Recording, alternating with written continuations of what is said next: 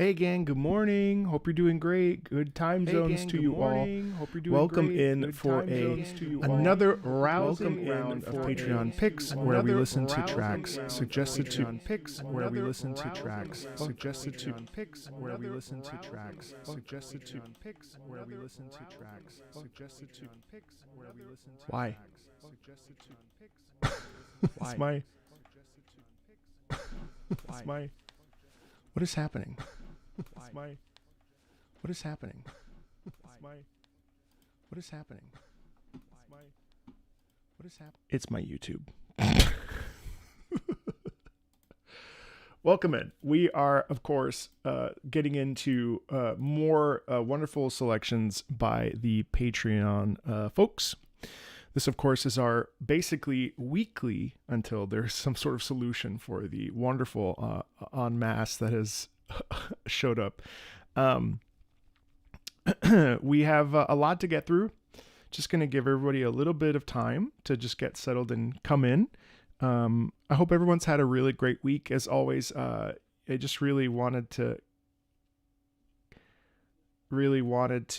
hold on one second. You're hella mid, and we are now removed from the channel.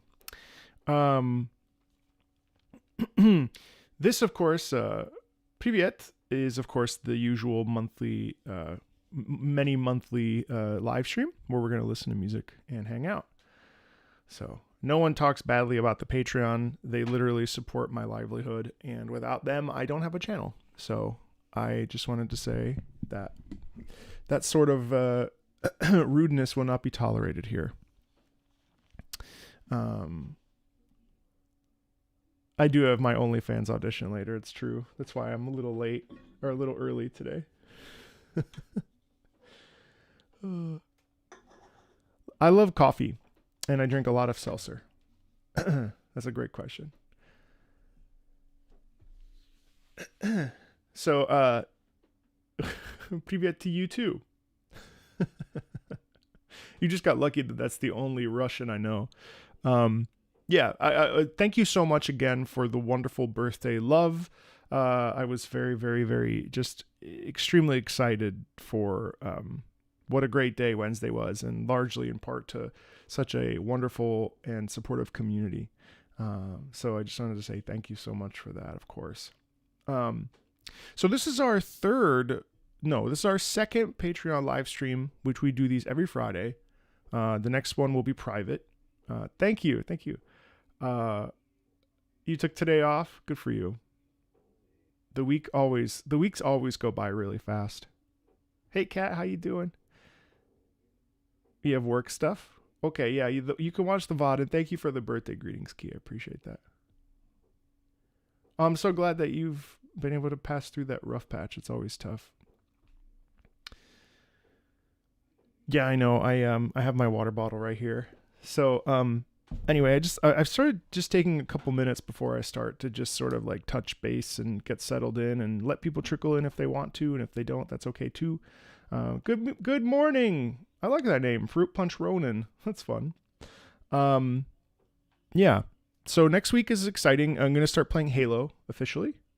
Next week it will be on video on demand, so I will upload it appropriately.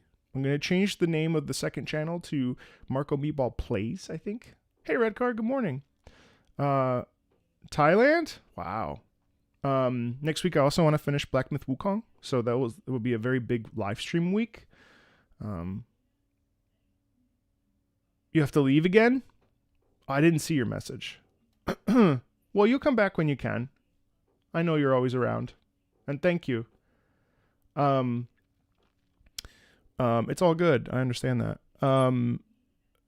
Yeah, so next week, I think Wednesday, we're going to do opera with an opera singer again. It's been several months since we did those. And those will eventually then be downloaded because those get copyright claimed all the time. So that's going to get downloaded and then re-uploaded to Patreon, and that will be available on demand as you like it. So that's going to be Wednesday, and I have to figure out which opera we're going to watch. There's also been a ton more a ton more subscribers since I started doing those. So I'm wondering if we, they used to average about 60 people. It would be absolutely madness to get about 100 people watching an opera. That would be absolute crazy. So I'm looking forward to that. Friday's our Patreon live stream again. That's the private one, of course. The sort of investor call, which I don't really like calling it that. And then don't worry about missing my birthday. That's okay. Yeah, and then I think in October, I think the game plan will be to stream, or maybe even the week after next. Once I finish Halo up to ODST, I'm going to really lock myself into that during the working hours. And then, hello, Indonesia. I think after that, I will hop over to, well, maybe I'll do one and, well, I don't know that I'll do all 4 in a row. That might kill me, actually. But after that, we're going to be, I think, yes, Bloodborne was going to be the main game of October, and I think I'm going to look into Ace Attorney and figure that out too. Yeah, I loved watching Faust with you guys too. I thought that was really fun.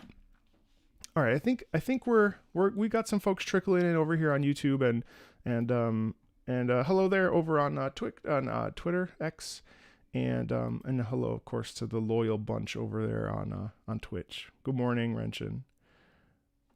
You want me to react to more Monster Hunter? Yeah, I don't mind. I have to get through some Patreon priority requests first, and then we'll get there. What? 4 songs? Follow red card note. Okay, let's listen. Let's look. Good morning. Good morning. Good morning. Always nice to see the regulars coming in. Oh, salamat po. Life's treating me great. I had a really good birthday. We had Indian food. And then I've been cooking a lot. No, the Patreon request list isn't full, but it's about 150 songs at this point. So it's tricky.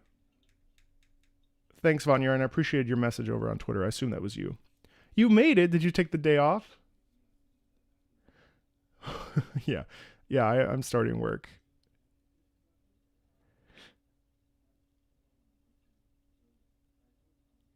Yes, Siren, that's a good idea. I have to say that when I played the first 2 levels of Combat Evolved, I actually kind of hated it because I felt it was a little boring because of how long the stuff is. So I may recruit some patrons and some mods to help me play through it just for funsies, because I think with other people it'll be a lot more fun. So. Italians will find it weird if you order cappuccino at night. Personally, I don't give a crap about that. I enjoy coffee at any time. Hey, Gravy. So, all right. So it looks like, let's get started just because we have about 2 hours, and then I have a session tonight. Normally these would start at 2:00, but because, well, Draco, you can get it, and we can hop in before Veilguard there. I have a session at 4:00 Eastern. Otherwise, I would definitely be doing this normally at 2 to 5. So I have a session 4 to 5. Otherwise, I would have bumped it. I like Horizon Zero Dawn, but I don't think when I played it, I wasn't really listening to the music as well or as intensely as I do now.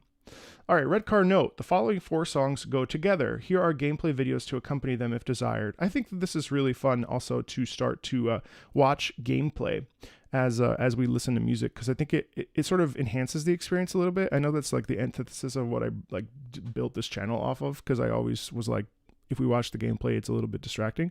But it's actually really fun for me to watch it because of the fact that I don't necessarily know the context. So we're going to start off with like 4 Toho songs in a row. And I see this as a 4 into 1. So this is Toho number 7, Perfect Cherry Blossom, Necrophantasia. You used to think you'd never love opera or like opera? There's a lot to like. Okay. These patrons committed organized crime. I think we can start doing that. Yeah, it might be fun, but I wouldn't stress it just yet, Beatologist, because there's time. So, oh hey Andrew, that's great that you're a composer. Yeah, thank you so much. I'm glad that you watch the videos because I sometimes feel like composers, um, I feel like you already know everything that that I would say. So that's great. That's cool. Thank you so much for hopping on, Andrew. I appreciate that. Okay, it is the first introduction of one of the most iconic Toho characters of all time, being one of the classic era themes. I will warn you to put your volume at a reasonable setting. Those zumpets are no joke. And they get a bit whiny. You'll know what I mean when you hear it. Yukari is the boss. Okay. Morning, Dustin. Okay. Let's check out Toho Perfect Buzz. So this is here. Okay.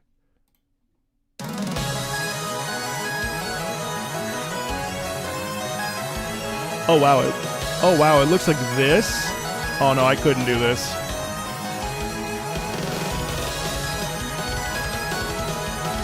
No, I would rage so quickly. Oh, I'm sorry. Sorry.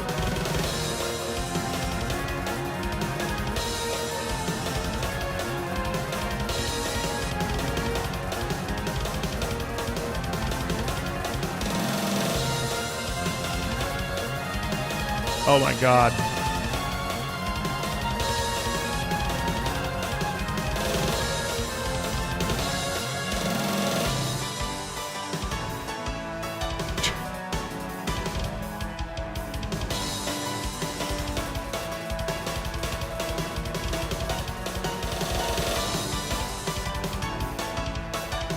I mean, it's cool that you basically find the pattern, but I don't think I have the tolerance to... I mean, really, you're not looking at everything. You're just looking at the...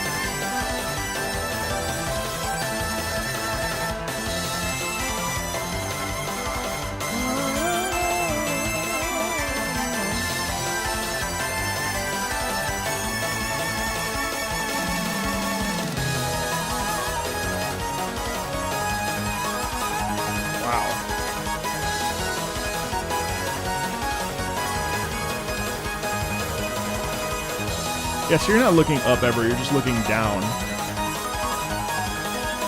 Holy crap,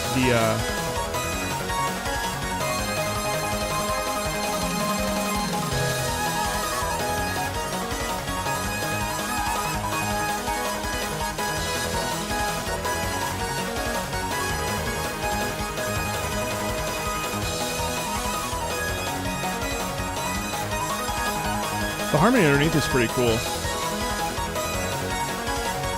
It's basically like two melodies happening at one time.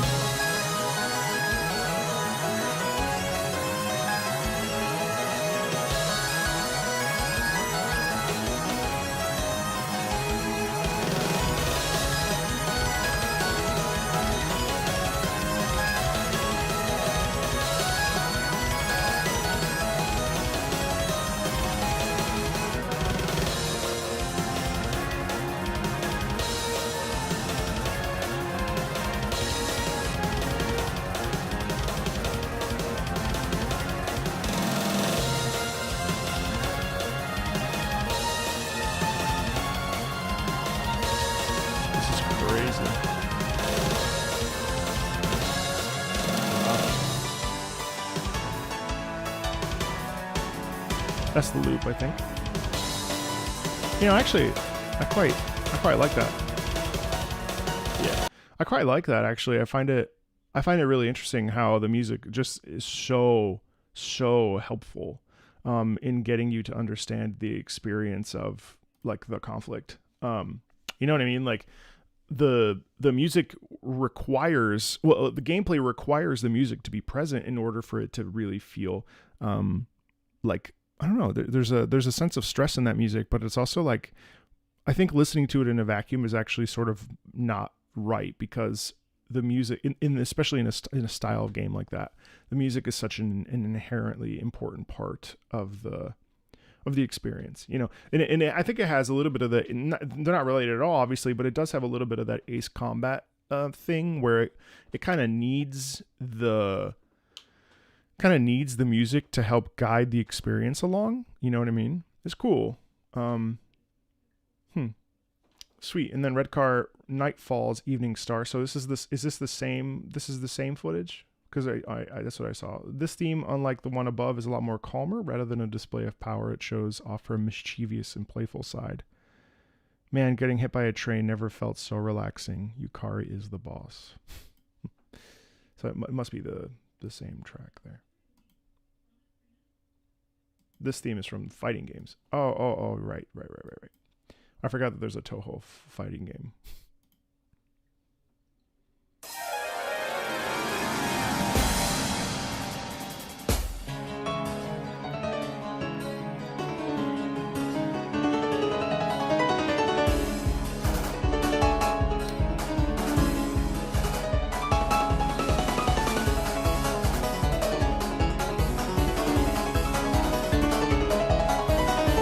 It's gonna look good.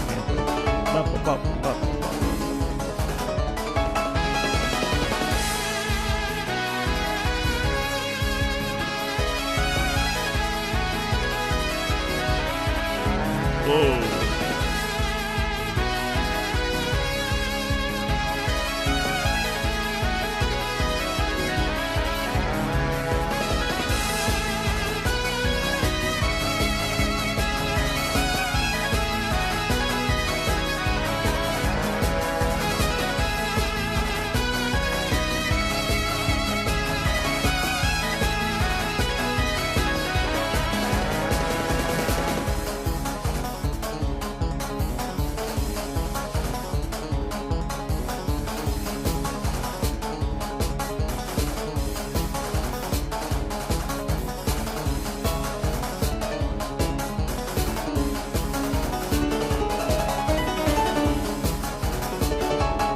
The piano's cool.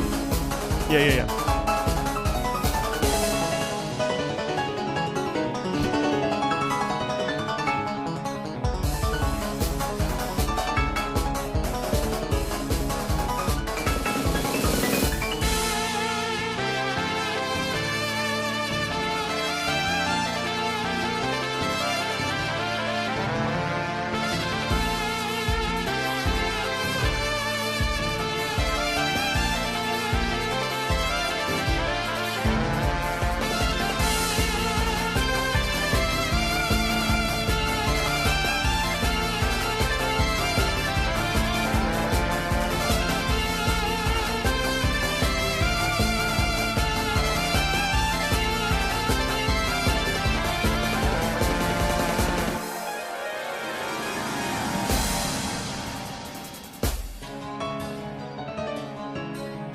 Huh. I find it interesting that there's a bit of chaos in that sound. I know that Red Car in your description, you recognize that it was playful and a bit calmer, I guess. It certainly is calmer. What I find pretty cool is that there's a lot of chaos in that sound and a lot of disruption and a lot of, I don't know, like a sound of like power, I guess. But it's power in like a very feminine kind of way. But there were some interesting things in the piano, especially some duality that I heard, some doubling that was pretty interesting, and also, you know, I think regardless, all of these tracks are a bit chaotic. I don't think any of them are truly calm per se, but I enjoyed both of those. I didn't find that the Mystic Squares, the Toho Perfect Cherry Blossom, the Necrophantasia, I didn't find that was annoying. Actually, I found that was quite nice. Actually, I think it's really fun when the piano being front and center, and also just the trumpets and how they really work symbiotically in these pieces. That's the sort of thing that I've been noticing the most, is how fast everything is, and then how interestingly the pieces interconnect. Yeah, it's cool. I appreciate that. I appreciate the footage a lot, by the way. Okay. again, I'm trying to keep my sort of statements short and brief with the non green ones, just because we have so much to get through. But at least I think every piece deserves at least a little commentary, despite the fact I slept 9 hours apparently. But I'm still tired. So I think this is just what being old is. I'm not old, but you know what I mean. No loop. I don't really know what to write here, to be honest. So how about I let you figure it out on your own? Not that you needed any guidance, of course. After all, we are the ones that bring you the tunes, music man. I hope you're enjoying your sushi. This was supposed to be highlighted green. I'm really disappointed in you. All right. This is your Amashi Between Dreams and Reality Necrophantasia, but from Toho 15.5 rather than Toho 7. Okay.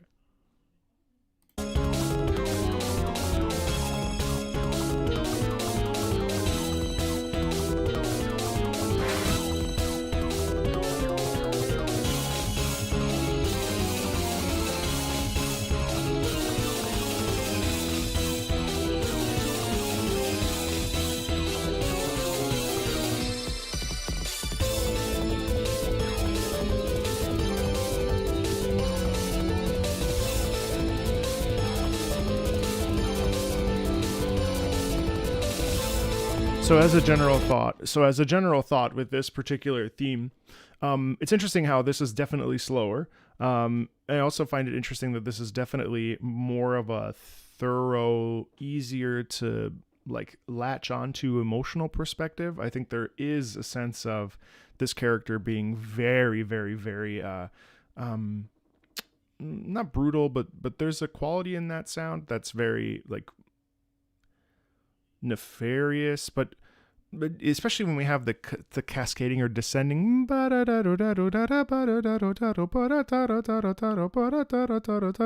Like it does.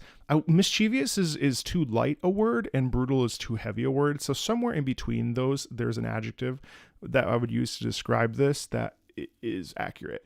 It's certainly malicious, and I think it'd be really easy if you look at this artwork to sort of dismiss these characters as being serious. But, when we look at things like drama or even narrative aspects of whatever, which I know that Toho, despite its gameplay, whatever kind of gameplay it is, there is a narrative, and it does beg the question that, like, are the stakes high? And in general, I would say, when it comes to video games and art and movies and opera and most like musicals, the stakes always have to be high for our characters. And so the music is helping us to get ideas of characterization, right? That's an obvious thing that if you've been around me at least a little bit, you would know that is something that I really latch on to. The second channel is called More Marco Meatball, but the Dead Space playthrough is on the normal channel. So just go and sort through live.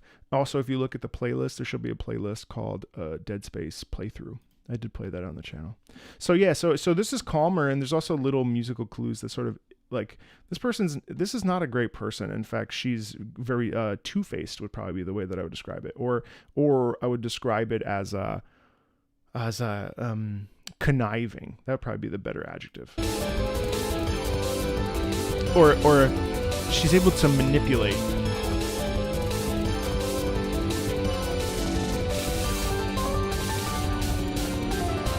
So you have an increase in tempo there, an increase in speed.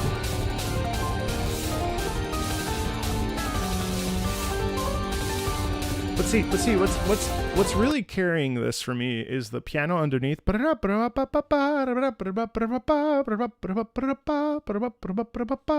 Like, so that movement in the piano is actually the thing that drives this track forward, because if you listen to the right hand, it's literally going ba ba ba ba ba ba ba ba ba. Right, that's not really a lot. We're just descending chords. Whereas the piano underneath is really the driving force in this particular section, because we actually had a section shift. So it's cool, You hear that? It's changing now. Yeah. And so what we hear with the piano and the way that it descends like that, and it's kind of all over the place, it makes me think that this is a character that can't be pinned down, and a character that's very elusive. And whether or not she's this fast and flighty and floaty, it's up for debate, right? But what I find interesting is that the music and the piano indicates the sort of inability to capture her. You know what I mean? There's no way to hold on to her, which is pretty cool.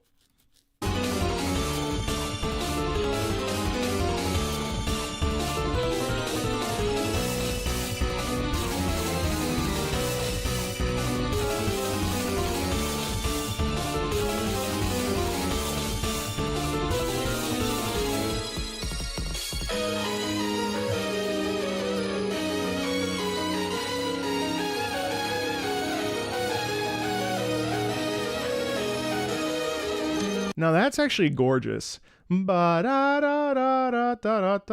let me listen to it again.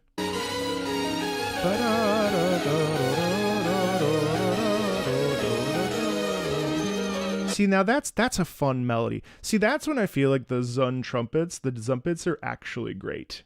Because other times it feels like they're just sort of thrown together and there's a bit of chaos, which sometimes makes me not enjoy these Toho tracks as much because it doesn't feel like there's like a motivic idea that's driving it forward. But this is really nice. Like, here, let's listen to it one more time because it's fun. So we have a shift right here.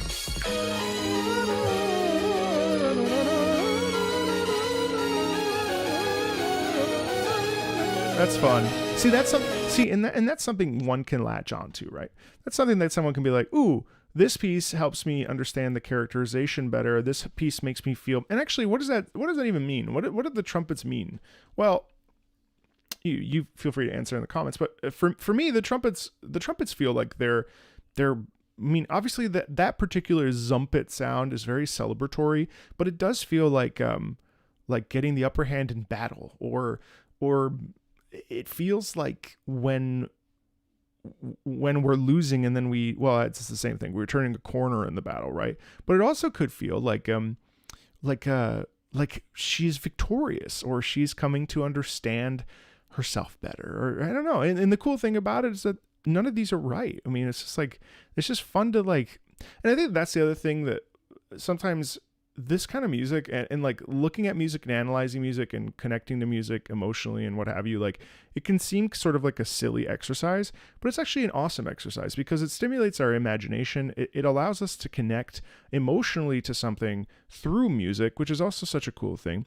And it doesn't really matter. And I think a lot of people sometimes get hung up on like the idea of being right or wrong, but there really isn't. I mean, like it's whatever you relate to it, and it's whatever you connect to it emotionally. And that's the cool thing about music, I think. And it doesn't matter what genre it is, whether it's video games, classical, symphonic, EDM, metal, whatever, pop, Taylor Swift. What matters is that you're like, oh yeah, this feels good because I relate to it. You know what I mean? Hey Chaz.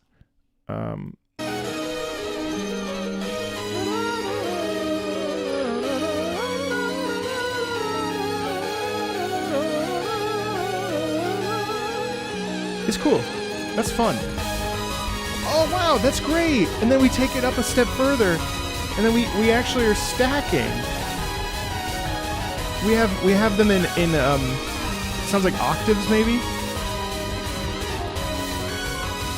That's so stupidly high.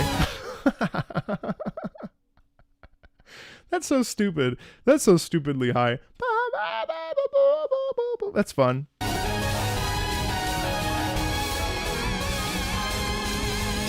Yes, Zav said, I appreciate that Redcar and this group are pushing Toho through, even though not all of it lands with me. They are always interesting. I know Redcar isn't in this chat because he roams the YouTube world. And then we go back to like this this creepy crawly type stuff, right?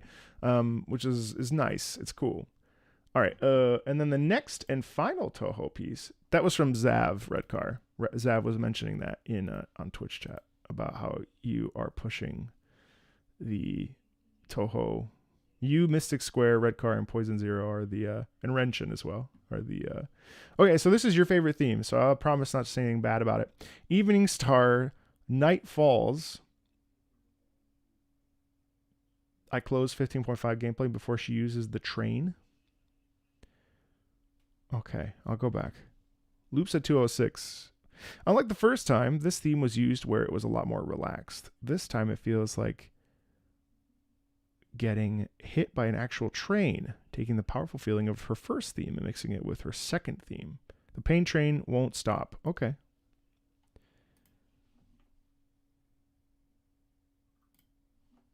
Oops.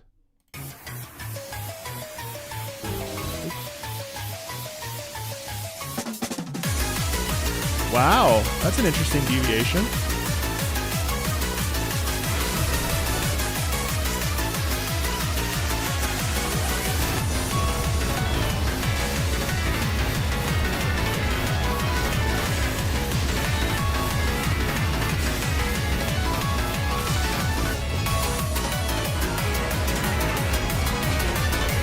What? What?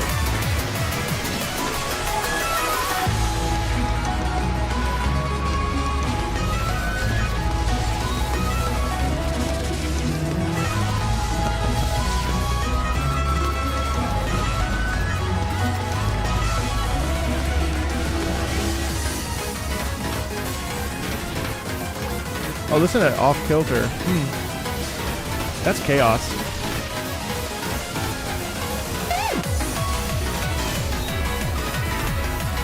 Yeah, I hear the motivic ideas. Is she tickling? What the hell?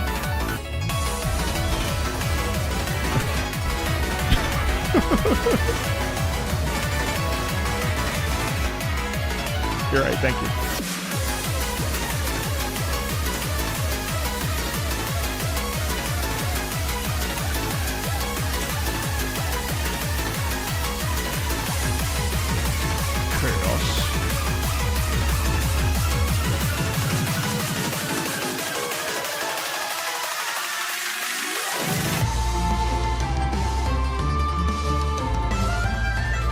I actually love that pivot.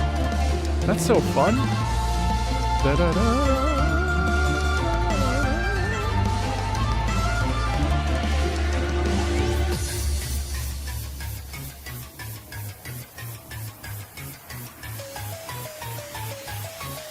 Dun, dun, dun, dun, dun.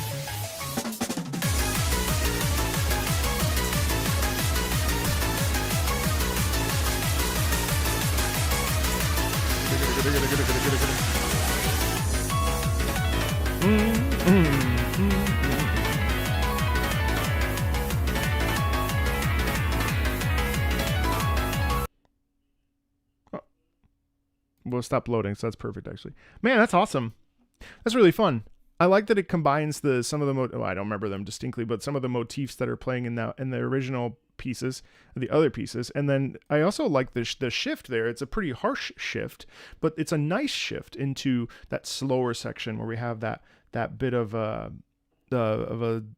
slowing down. I actually love that, and not just because it's your favorite song, but because I found that genuinely interesting. That's cool. Huh. All right, next up is a Spiral of Erebos, Trails. Trails. Trails of Cold Steel 3. Final dungeon theme for Trails of Cold Steel 3, blending a mixture of tension, dread, and hope in one climactic piece of music.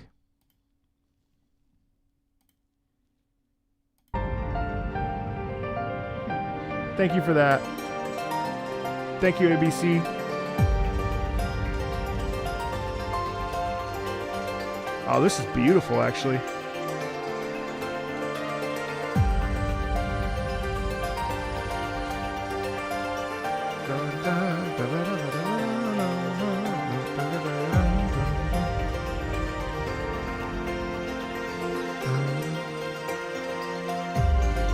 Wait, stop. I just want you to...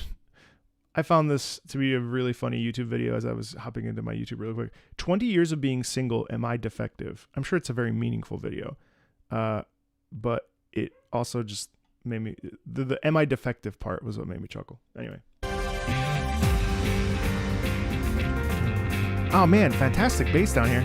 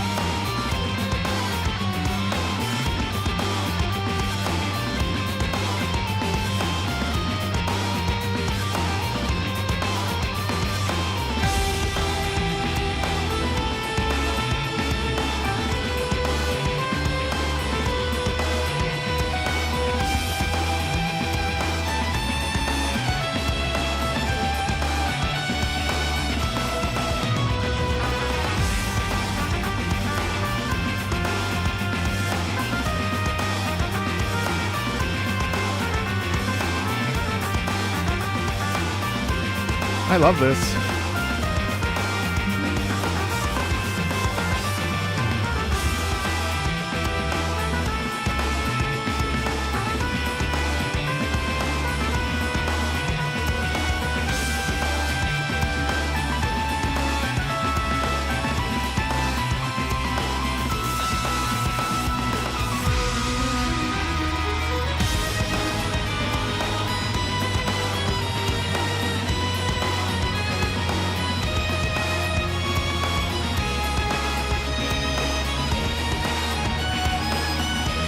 Wow.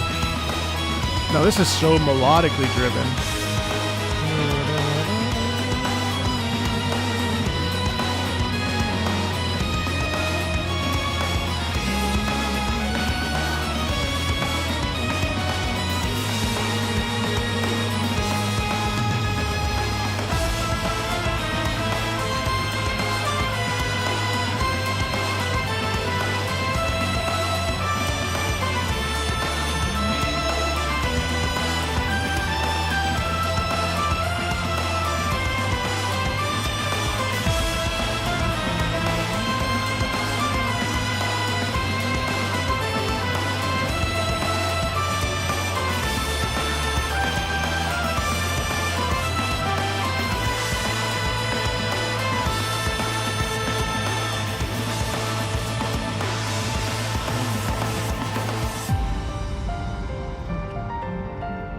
Love the piano in here too.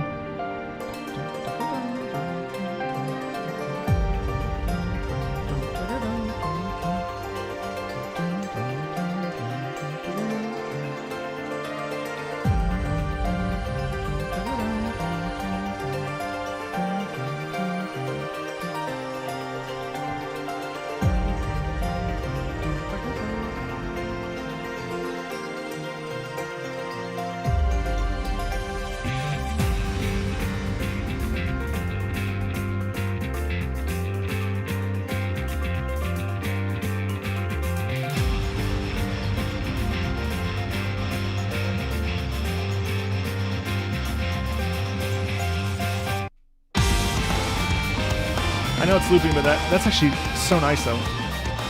Oh, no, it's over? Oh, man. Oh, that's too bad. I really enjoyed that. Holy crap, that was awesome. Really nice. Really, really nice. Let's go ahead. I'm just going to... One sec. All right, we got more Toho by Ram from Durandal. Toho Kumaju Dansetsu 2, Strangers Requiem, orchestral version of a similarly named vocal song, Misted Amnesia, from the first game composed by Eiichiro Yanagi for Gothic Toho game, which is essentially Castlevania but Toho. Oh yeah, this game. I think I own this game. Final boss. Okay. Let's check it out.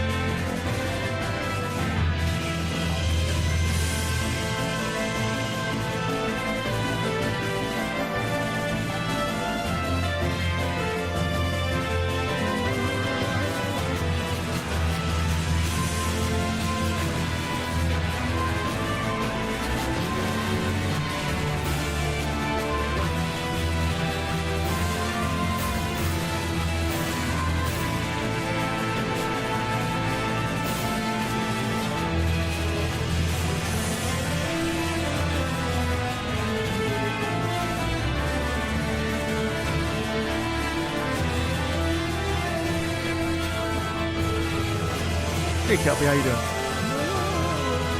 Hey, Imaginachi, how you doing? Yeah, it does have some Goshina vibes to it, doesn't it?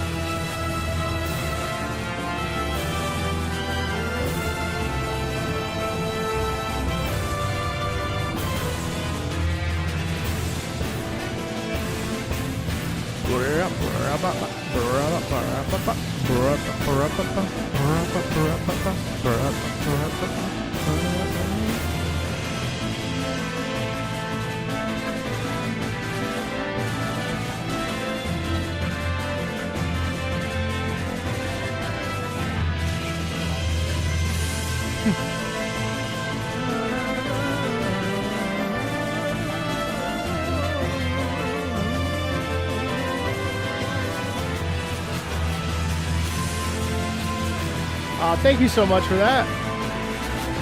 I appreciate that, Brian. Can I arrange these? No, I can't.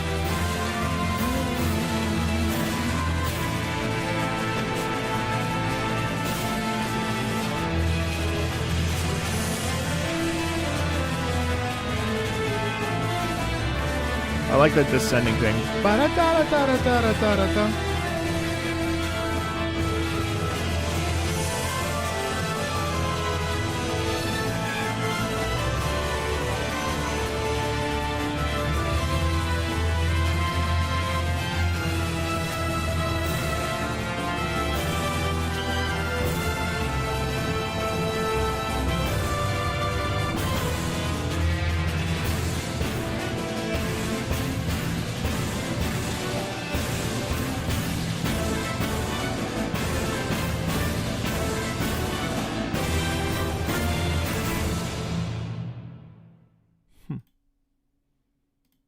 Cool. Neat. Okay. Yeah, I like that. I wish it was unfortunately the thing felt a little muddy. It would have been nice if it had if it was a little bit cleaner. Like it felt like it was I couldn't distinguish sometimes little melodies, and it sort of ended up sounding like one like a log rather than like individual layers. So that was one thing I didn't necessarily like about that, but I obviously enjoyed the intensity of it, of course. Okay. Buddy's theme from Lisa the Joyful. I'm always down for this.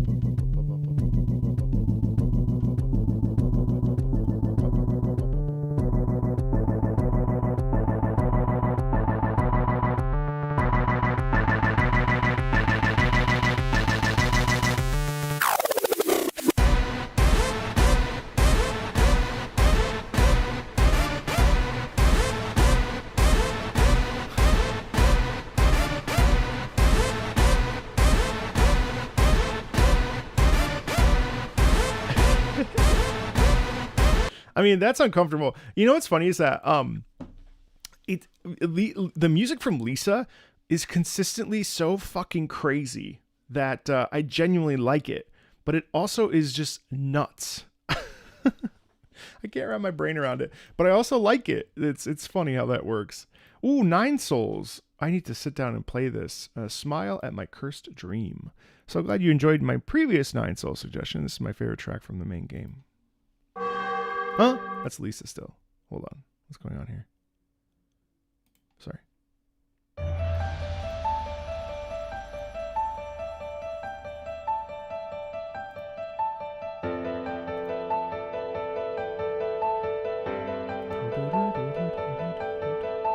So beautiful.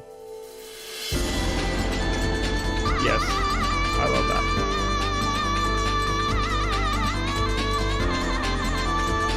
Wow.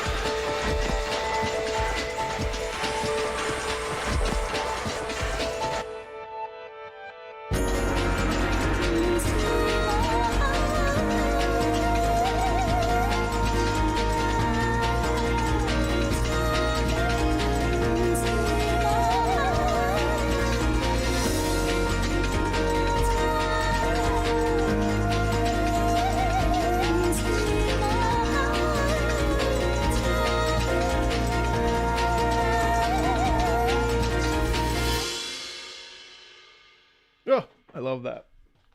I loved that.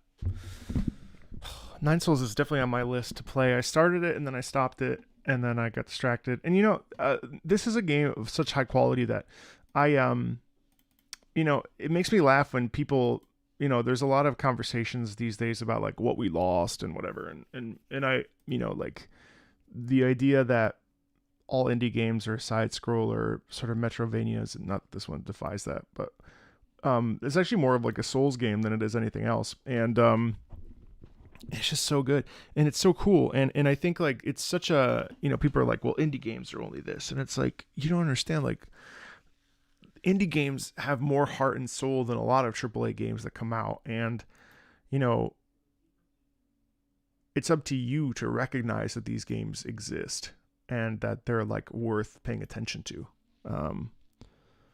It's crazy. I mean, the artistic like prowess on display here is absolutely mental, and it's so colorful and so interesting.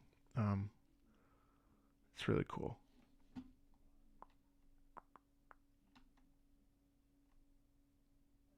I've listened to some of the Rain World OST. I probably won't be able to live stream Originium Dust just because of time. I just don't have any time anymore, and I have to finish Black Myth Wukong, and I want to play it obviously. I just need to find the time, which I have very little of. Okay, Greed Minions, Dante's Inferno. Yes. What's up?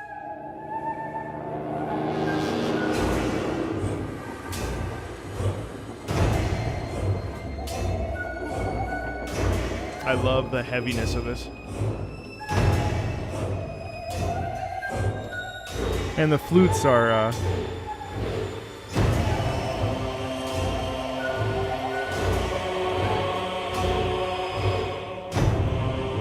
actually love this game. I started playing it on my Xbox.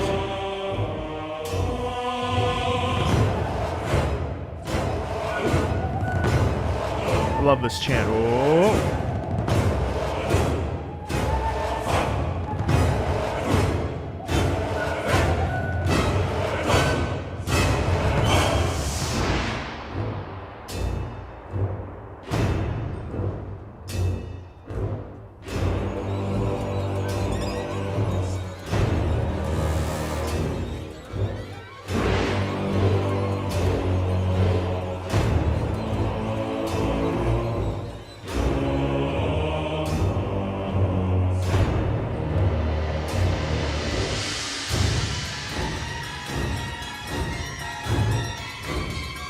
Your brother that got to do QA for this game?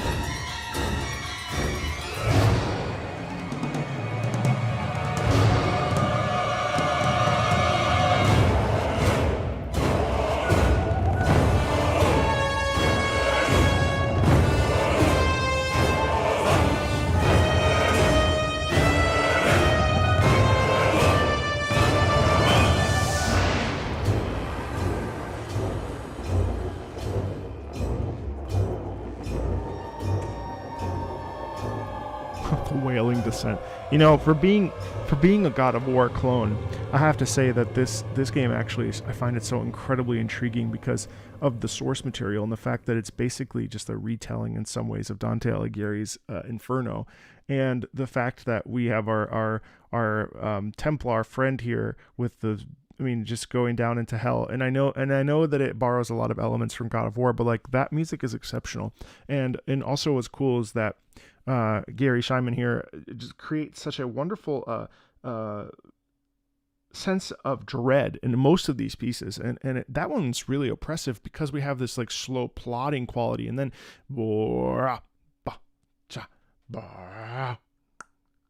it's incredible. This truly is an extraordinary game, and I think now, years after its release, I actually think it would be more interesting to play than when it first came out. But it's been terrific, and actually Prisma has been the one who's been championing this on the Patreon, and I have to say, every time I listen to a new piece from Dante's Inferno, I can't help but be like, wow, It's like really heavy stuff, but it's done in a classical way, which is really cool because it means that the classical style with big orchestration and stuff isn't going anywhere. And it means that it's still a really valid way of expressing fear, love, delight, scariness, whatever. And it really just is exceptional. It's exceptional music. And I actually would like to, I don't think it's very long. If I could lock in and play it, I really want to finish it because it's a very intriguing game. It's cool. Oh, he worked on the BioShock soundtrack? That's cool. Oh, don't look at that. I think that's pretty cool. Really, really neat. Every time I actually really would like to just do a video on it. I'm not sure how many views it would get, but not that it matters because the music of that is just so wild and so interesting that it would be such a fun thing to really like analyze and study and then be like, the music of Dante's Inferno, a game that no one remembers, but everyone should play or something. I don't know. For the music, Waterfall Woods from Etrian Odyssey 3. The Nexus version of EO3's first dungeon theme. Loops, okay.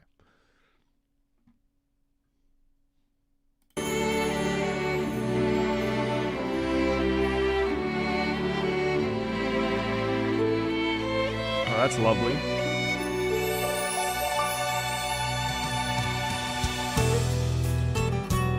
That's lovely.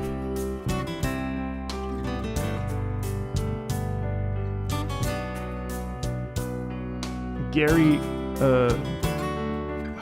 Schuyler, S-C-Y-L-E-R, I think.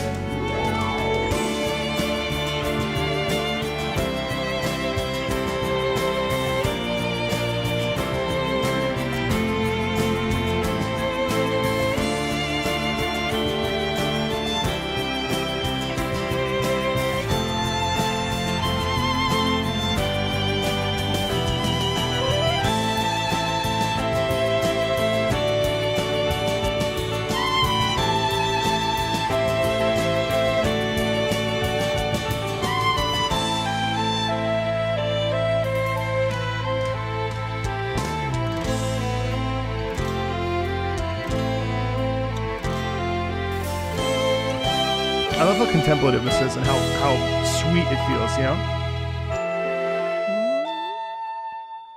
So warm.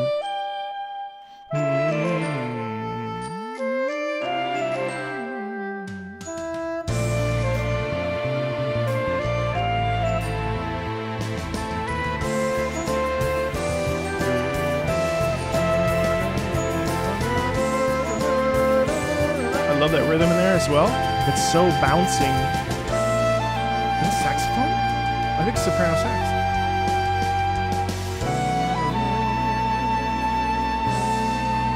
Little suspension there.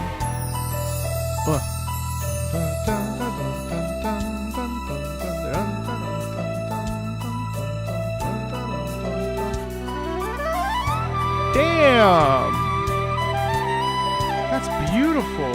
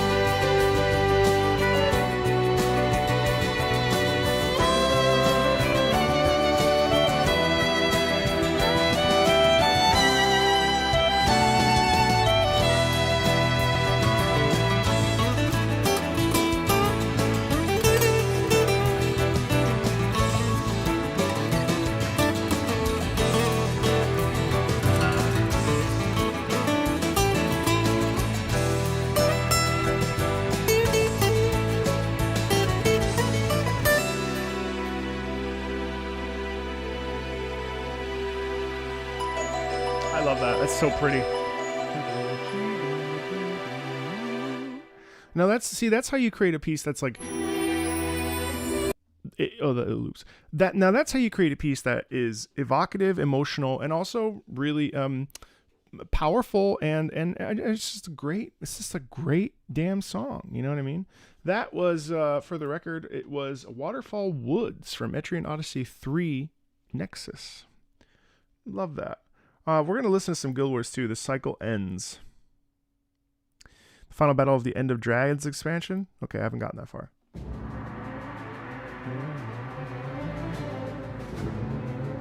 Hola, Argentina.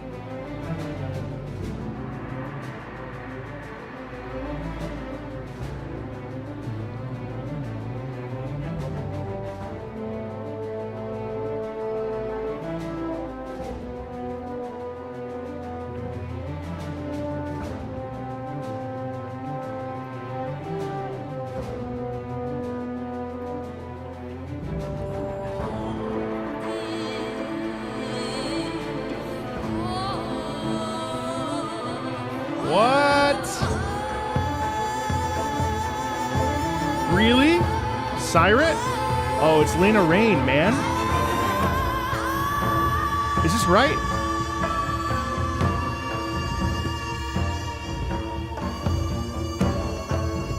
Man, there is so much that I need to listen to still from this game.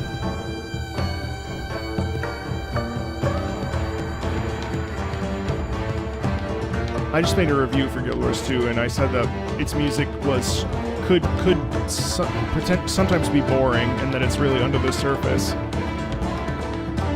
But then I'm hearing this, and I'm like, I might have to rectify that, or maybe do another one.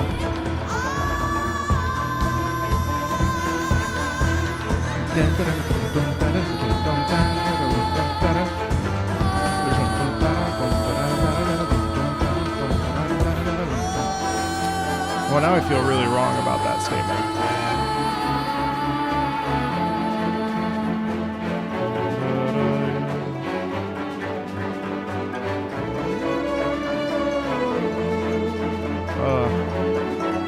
Well, no, I was talking about the overall music, which I think is fair. I didn't talk about boss themes. Why is there an Asian vibe to this?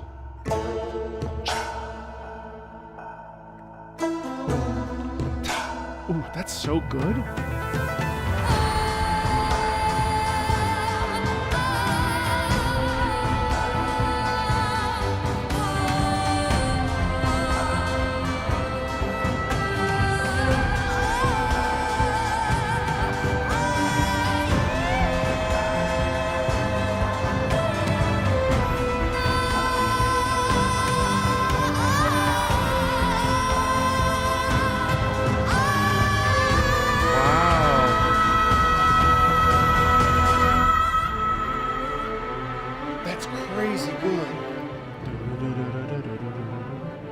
Oh my gosh, that's so good.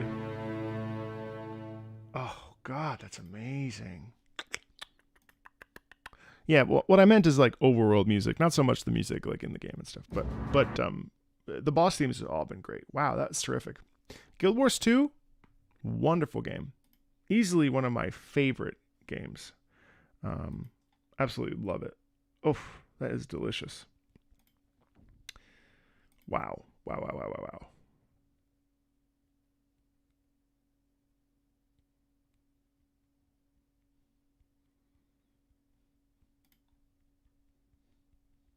Okay.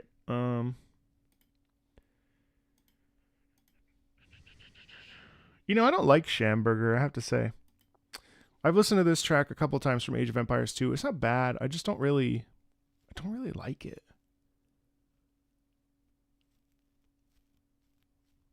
I have like mixed feelings on it because I know it's like one of the most famous pieces from Age of Empires 2, but for whatever reason it doesn't land with me. Is it okay? Let's listen to the Deacon theme from Other Side. Oh, Zav, this is you? Oh, you've been commenting on the general chat and wait, no. There's a Zavaran. This is Zavaran in Discord. Is that you? No.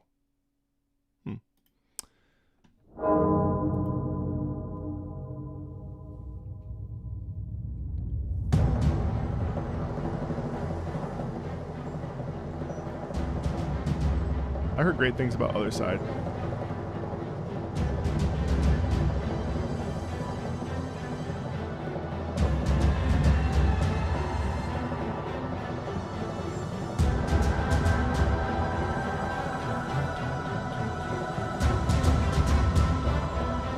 Deacon. Wow. Did you like this game? This game's always been on my radar, but I'm not really into XCOM style games, but this soundtrack is wildly good.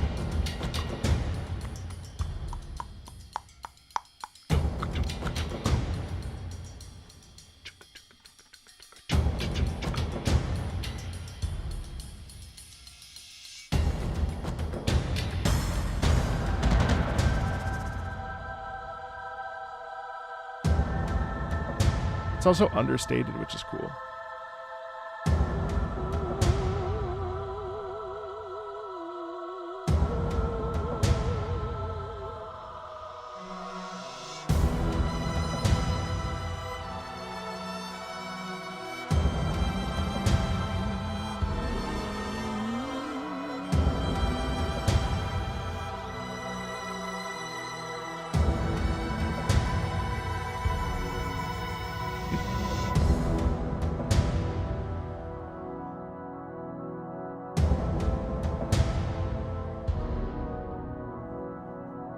Some really distant organ, that's really neat.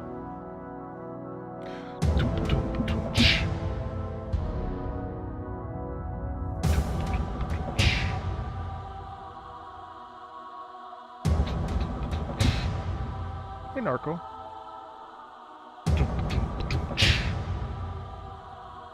I love the chorus in the background too.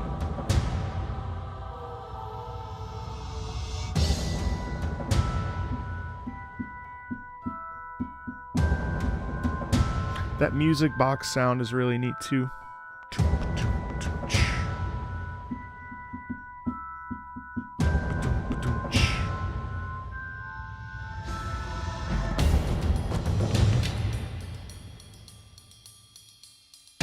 Wow, just lightly tapping on the cymbal there.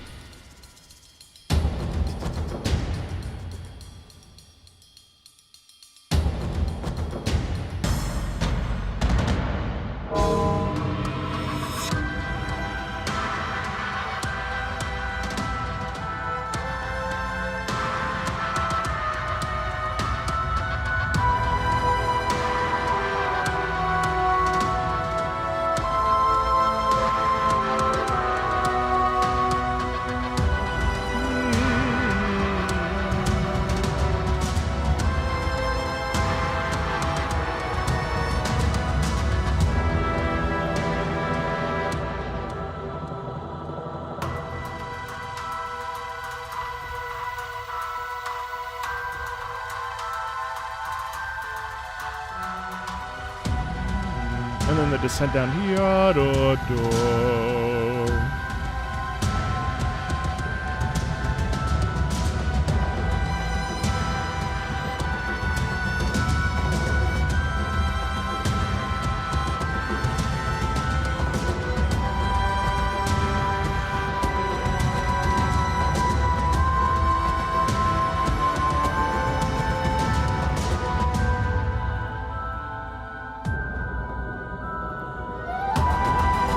Wow.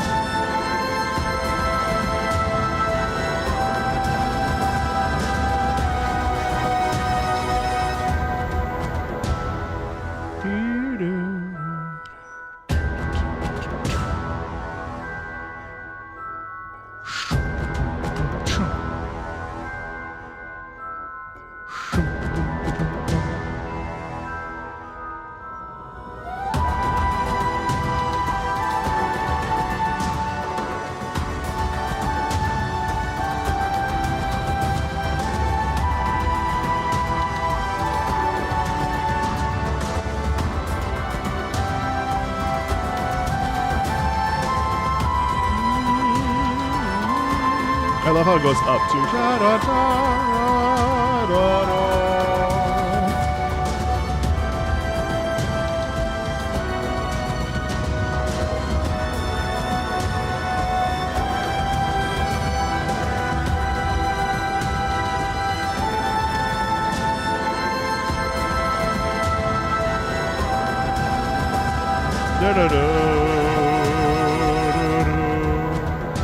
I prayed for guidance, and a voice inside led me to take him in, care for him. But the child was a plague. His prison was just. There was no justice here. No compassion. He broke her. My only friend. He took my father's role, but not his place. Why couldn't he love me? He loved no one. Release yourself from his prison. Give this memory to me. Damn. Okay. Whew. Oh, hello, Luna. What are you doing? You just barge in here without saying anything? I'm working. I'm working. What are you doing? Why don't you just barge in here like that? You have something to say? Do you have something you want to say? Can you speak? Oh, yeah? Okay. Let's not get excessive. Can you go up, up, up? Oh, you can. Good job. You did good. All right, hold on.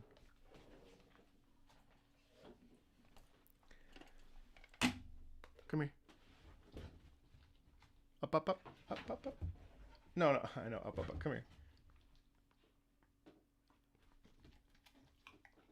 Good girl. All right, go. Go on, get. No, get. Go on, get. Go. Go outside. You want another one? All right, come here. Get it. All right, go. No, no, no, no, no. No, we're not doing that. Go. Go see mommy.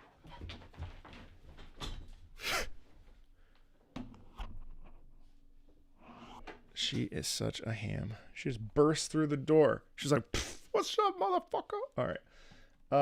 Let's listen to Kid Icarus Uprising, Mysterious Invaders. The Greek pantheon gets invaded by aliens?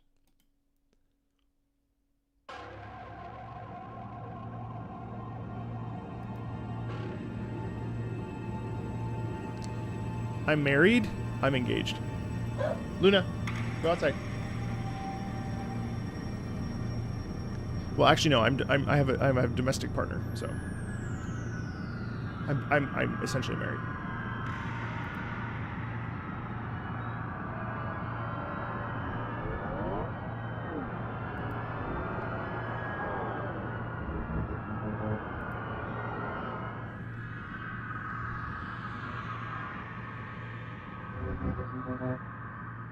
Wow, that's not the sound I expected. Do you want me to get Luna again? Should I cuddle with her? Should I try to get her on my lap? Wasn't this on 3DS? Yeah, it was. I saw that, Jess.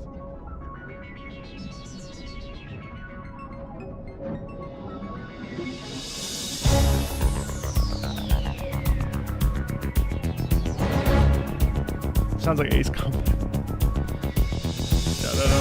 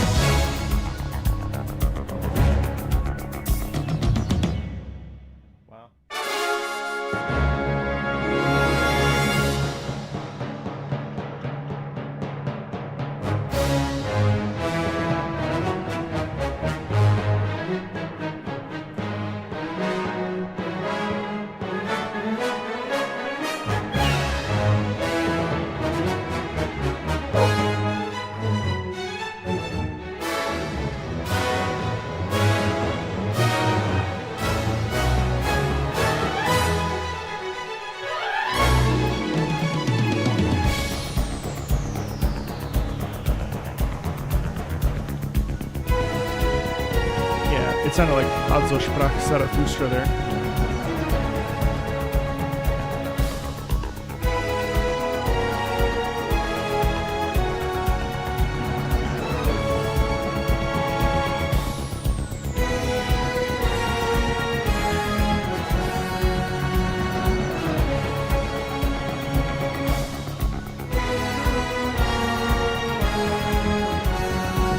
Sounds like the descending really is cool because it feels like falling through the sky and then lots of movement.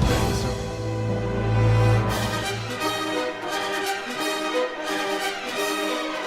That's Wagner's Flight of the Valkyries.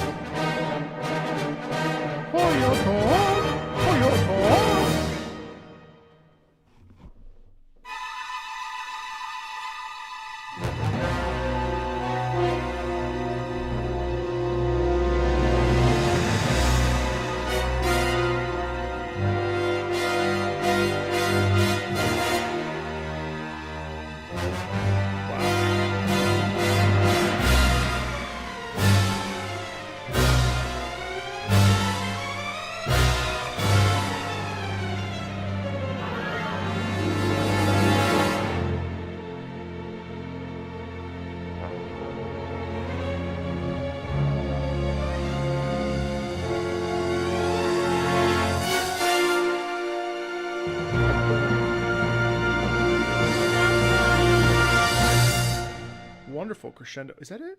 Oh man, I could have listened to that for another. Wow, that's really cool. Really, really cool stuff in there, isn't there? That's neat. Wow, I liked that. So many like fun little classical music callbacks too. Ooh, Steal Me from Ragnarok Online. I'm in a Ragnarok Online phase right now, so. It's stupid. How do you have so many genres in one game? That's insane. It's like a steelworkers song, like Iron Mill or something. Like dwarves or something.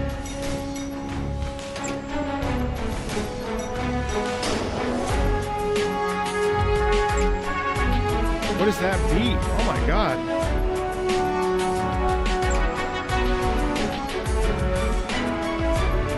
Oh, is it?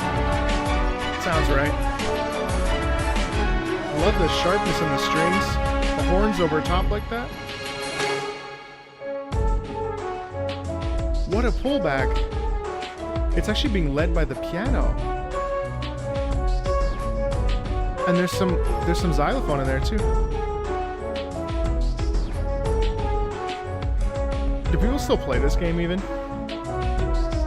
Do the servers go offline?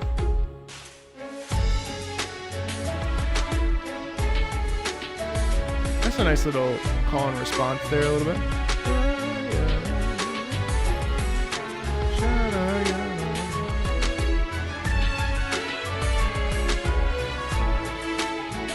It feels so modern. Oh wow. I only hear people talk about it in retrospect. Man, listen to the way that they...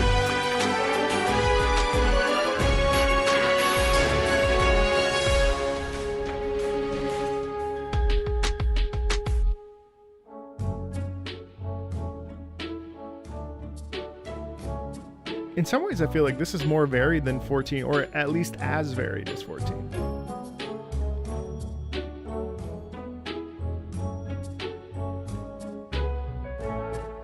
Is definitely very varied. I'm always shocked by what I hear here. Maybe it's because I know 14.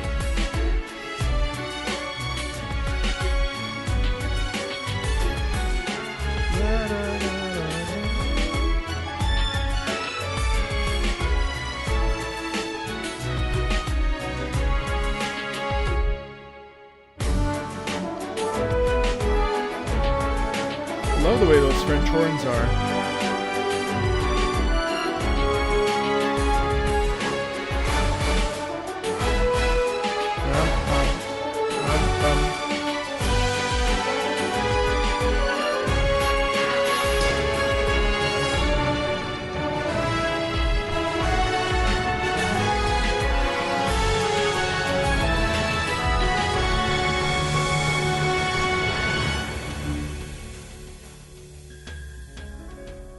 Wow, and then it fades out with that piano.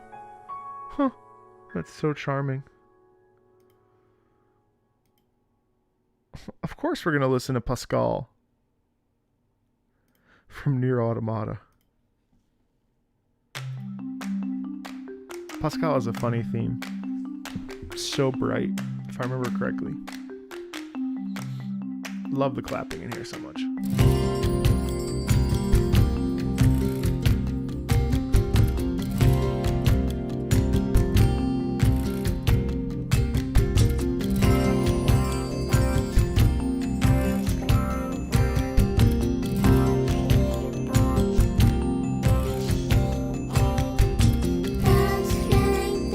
Yeah, that's right. That's right. This like children's chorus sound.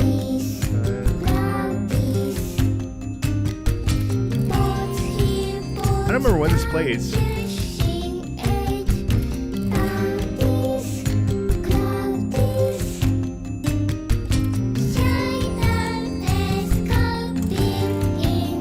does this play, chat? Oh, yeah, in the village. That's right. After amusement park. That's right.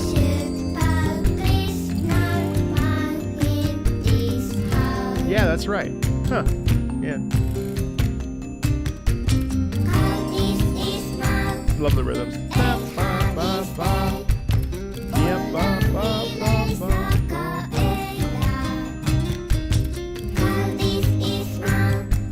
It's so innocent, isn't it?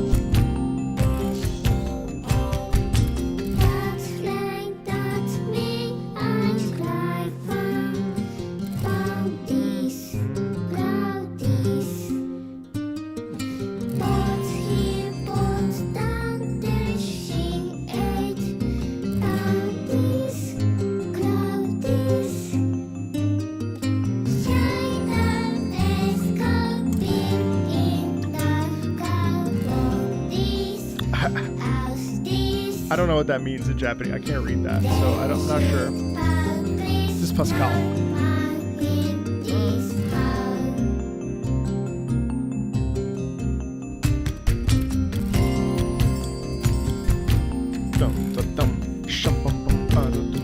You know, I'm going to save a lot of my thoughts. I'm going to make this a separate video. I have a lot of thoughts about this piece.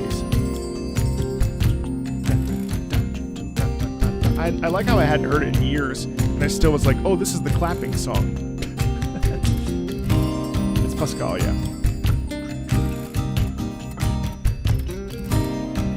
The acoustic instruments, too, are just so terrific.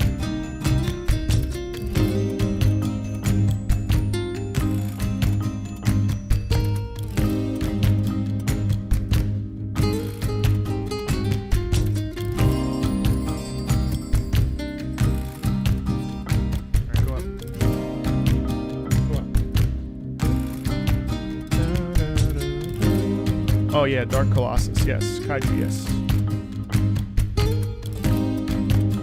That's why I like Stellar Blade so good. Stellar Blade soundtrack that has that Monaka sound to it, but with a little bit more diversity, which is cool.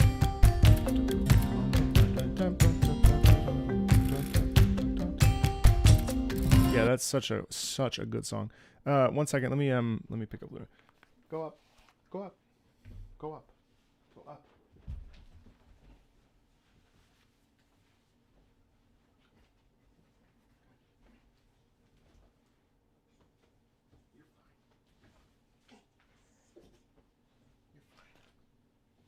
You're fine. You're fine. You're fine. Thank you. All right, just relax. Just relax. Just sit. Just be at peace. All right, Werncraft. Let's listen to this dungeon theme here.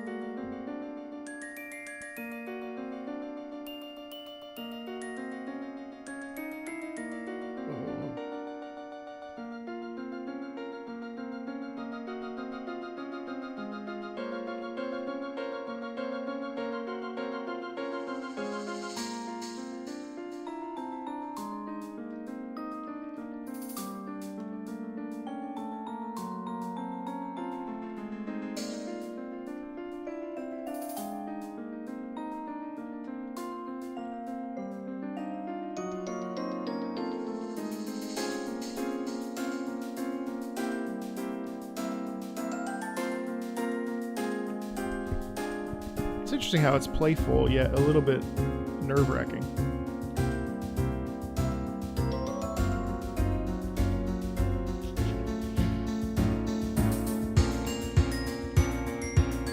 Oh, here we go. Now we're picking up. Beep, boop, beep.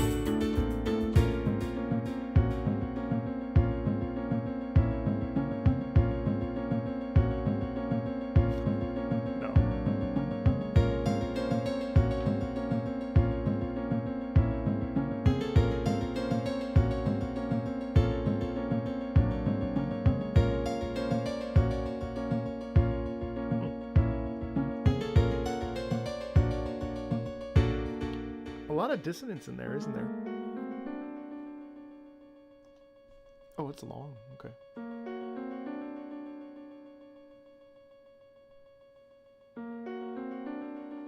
Obviously, we have a mysterious quality with that. Boom, beep, right?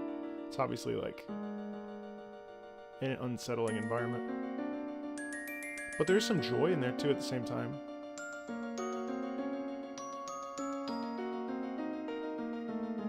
I'd rather not say. All soundtracks are valid.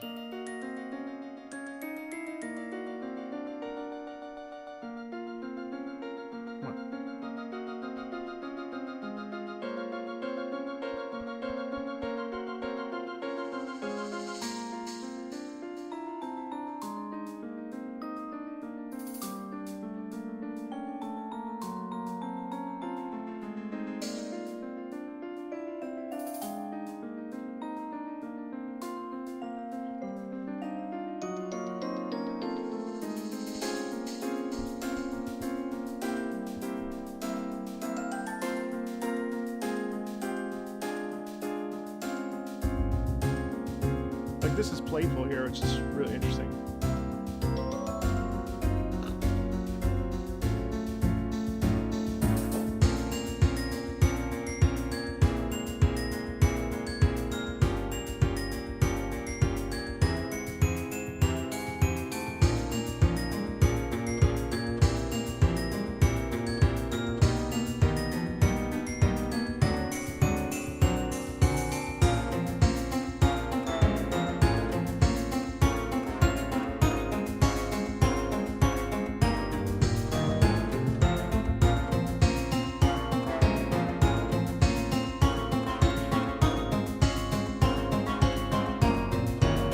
you, Gremlin, as always. Thank you for that.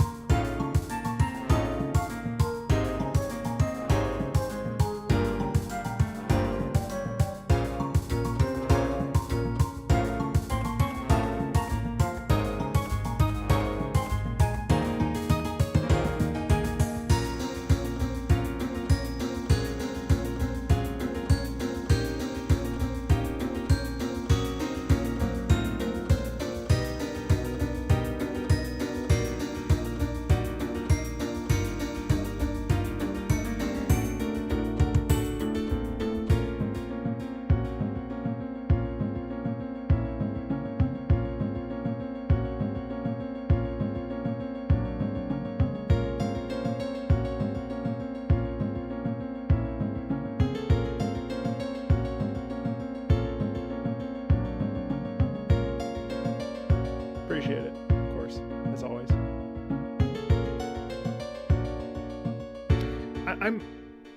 I'm sort of miffed by the augmented parts of this because, okay, can you just? The augmented parts are the most interesting part. Like, why? I find it interesting. It's a pretty simple piece that I think probably works extremely well in game. I mean, it's certainly like, I don't think it's devoid of like emotion or it's not, I don't think it's written poorly, but I find it interesting how it's sort of sparse at the same time. Yeah, it was interesting. It actually, I think it works way better in context, but it was interesting how many different turns it took, and it went to different spots and things. You know, this is cool. Let's see. Okay, so next up, Emperor Battle for Dune. Oh, I almost picked this up the other day. Ride the Worm. Where are you? What are you doing? What are you doing? What are you doing? What are you doing? You just sitting up? Okay. Ride the Worm, one of the greatest battle themes for House Atreides.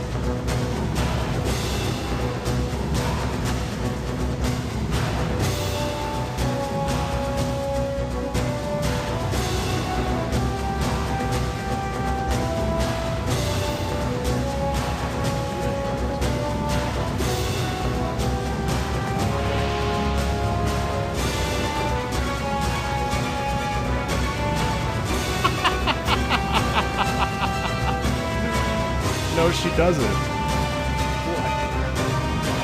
No.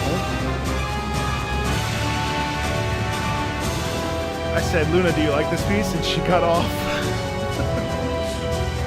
So I think it loops here. Really interesting piece, actually. You know, I think obviously it has a bit of an older soundscape, but a MIDI soundscape, which is okay, of course. But one of the things that I really liked about it, of course, was the forward rhythm, but also the chanting was really satisfying, and it really, as a person who's read the first Dune, you know, it really, I think, does represent the strength of House Atreides and the, you know, ferocity and the commitment to, you know, being, I don't know, right and just and a strong military power and so on and so forth. You know what I mean?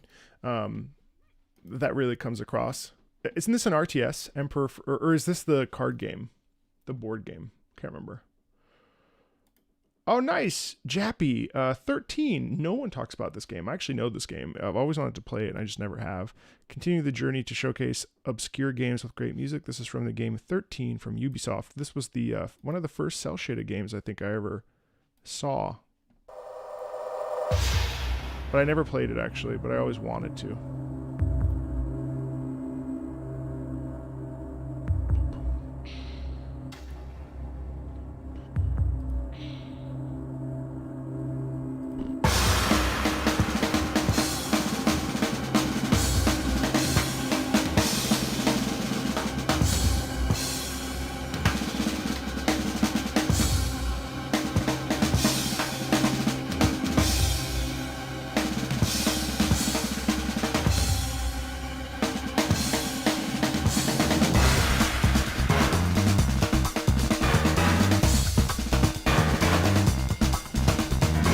I love it. It's got that 90s, the 70s spy essence to it, huh? A little bit of bells in there.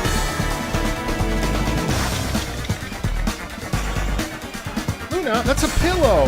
No.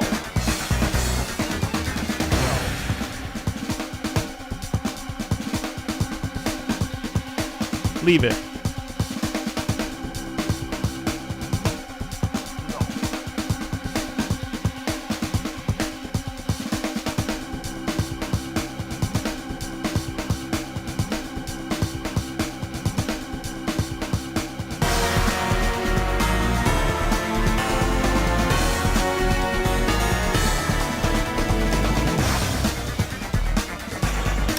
The violin strings make it sound like a torrential downpour or something.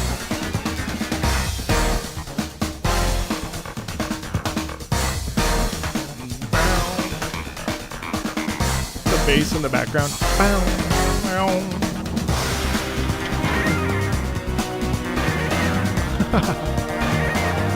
That's a nice little addition with the saxophone as well.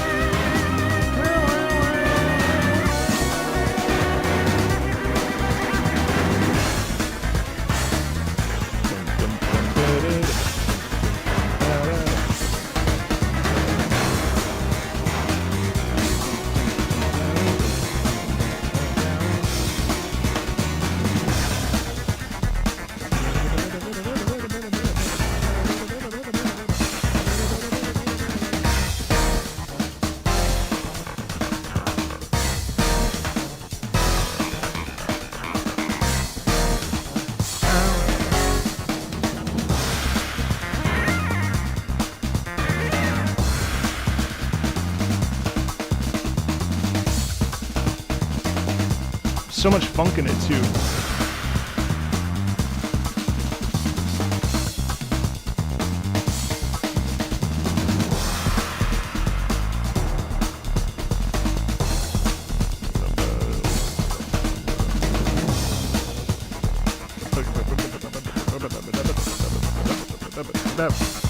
A little bit of rhythm shifts here, meter changes.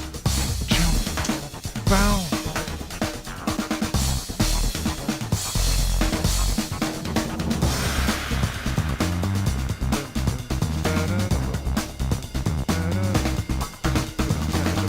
Yeah, the drums are the main star for sure. It's fun when pieces are driven by rhythm rather than melody.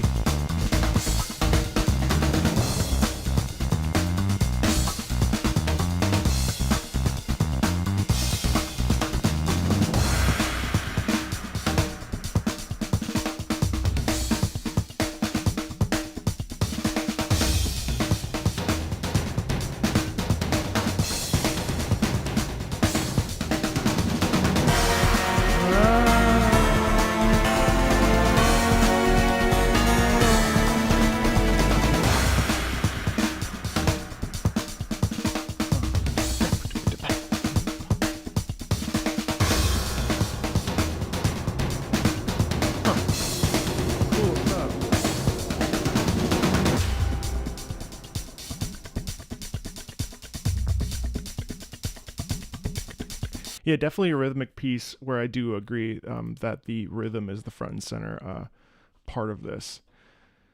Ooh, The Strength of Sin in the Law from Honkai Star Rail. This is from a mini boss. It blew me away like no other track since Faintilia.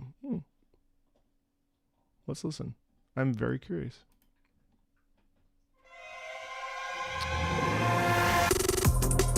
Whoa.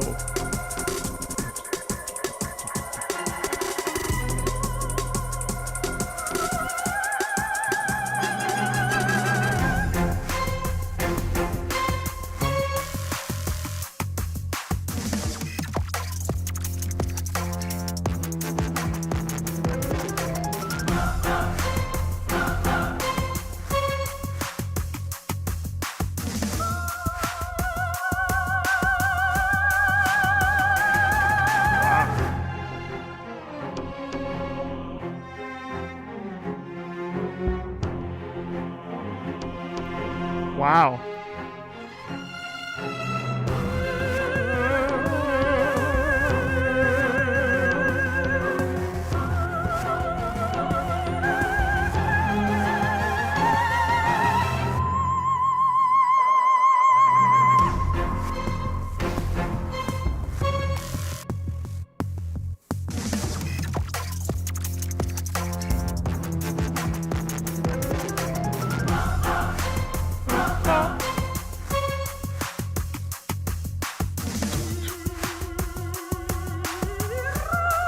Wow.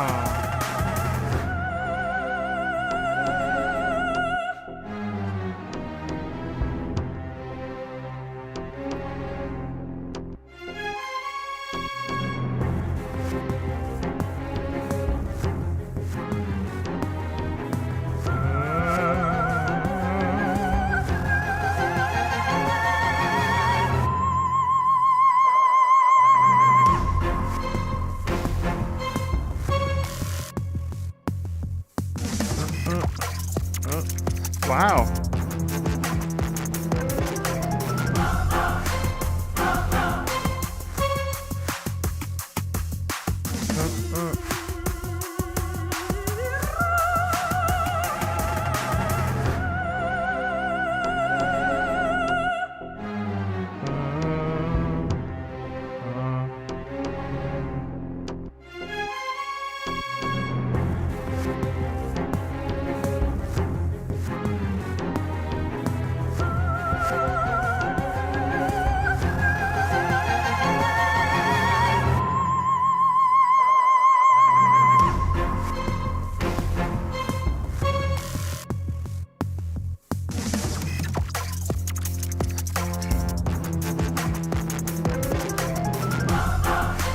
See this to me. Okay, so how do I talk about this? Do I talk about this? This is when mixing classical with electronic EDM style sounds really works to me. I think back to Arlecchino's theme, and I keep thinking back to how Arlecchino's theme had these elements, but then the middle, it instantly stops it, and it switches into this trance thing, and it was so disruptive that it didn't work for me. Whereas I hear this, or I hear like Polumnia Omnia, and those things, they create a parallel to them where it just works. And it's really, really interesting. You know, I think it's really cool to have the like very nice lyric soprano sort of driving this forward with a bit of that trap and EDM underneath that's sort of pushing it forward as well. So they exist in a really interesting duality, and I think it's quite nice. I think that it makes the track stand out just a little bit more. It's pretty cool though. I mean, I don't mind. Obviously, it's a pretty repetitive piece. Yes, Hal, I agree. It's pretty repetitive, but I found that the piece was really interesting to listen to, and I think it would make a fight way more memorable. And I think that that's why using classical music or classical singing in this type of sort of modern approach is really interesting. It's cool. It's cool. I like how dark it feels too. It feels very like anxious, if that makes sense. Yeah, thanks for sharing that with me. That's one of like 4 tracks from Honkai Star Rail I've genuinely liked. So that was fun to listen to. Oh man, more Guild Wars 2. Soulkeeper from Guild Wars 2. Let's see, what's this? Oh, from Ice Brood.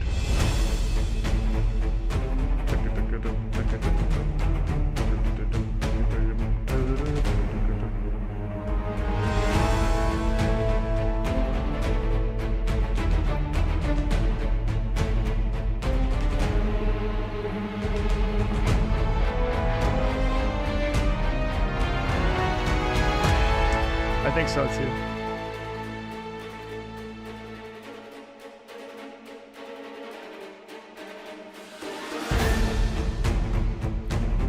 This is terrific.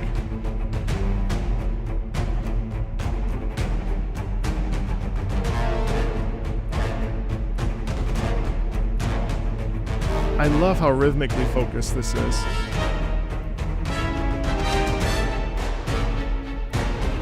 Chuck, chuck, chuck, chuck.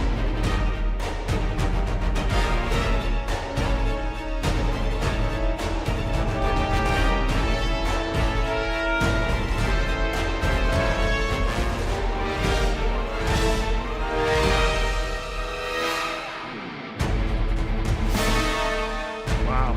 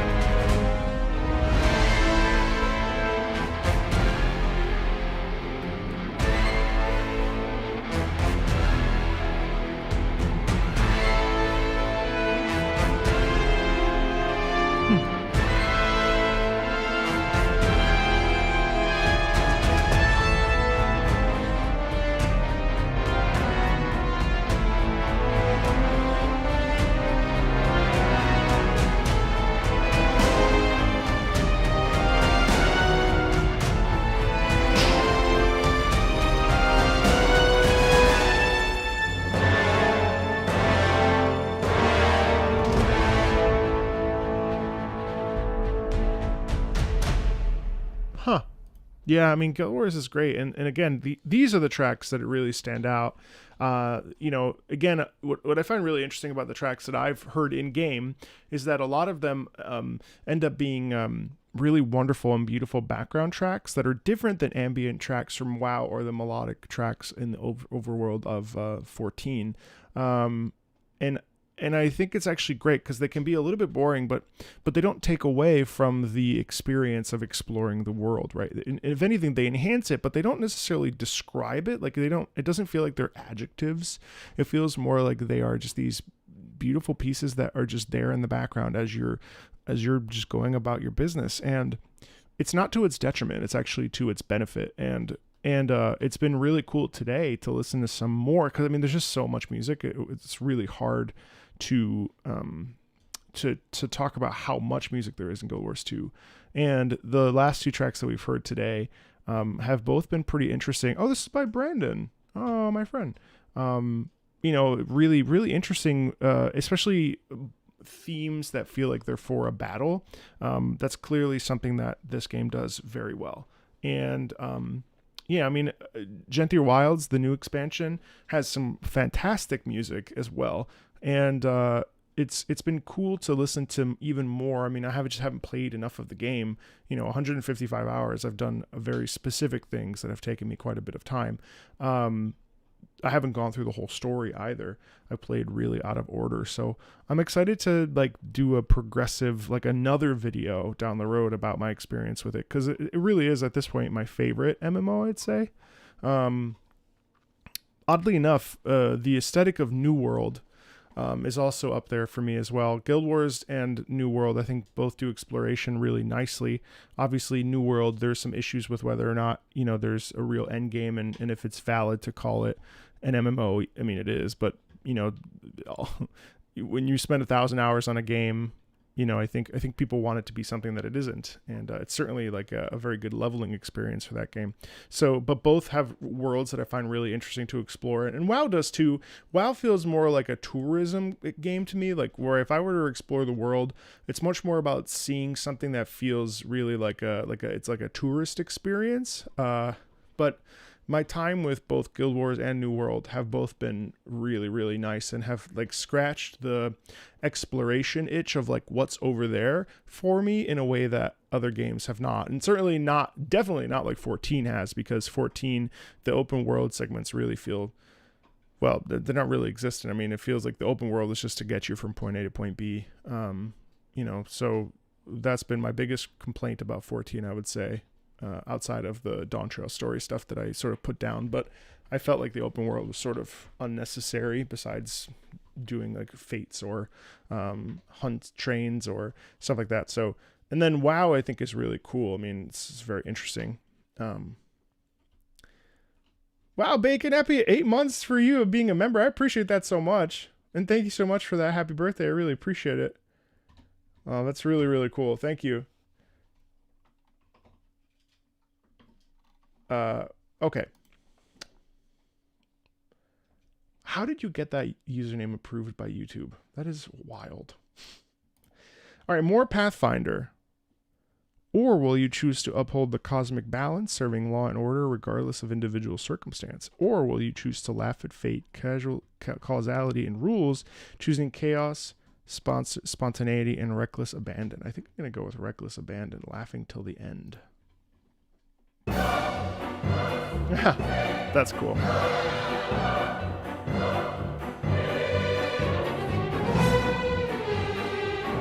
You hear it's cool how the orchestra is laughing along as well.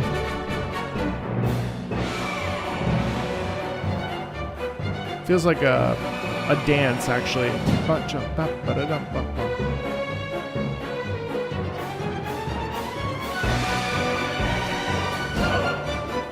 Wow.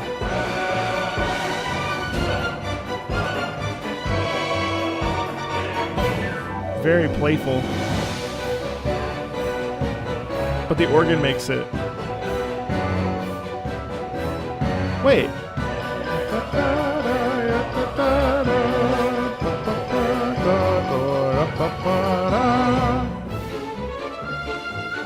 That's referencing some piece of classical music.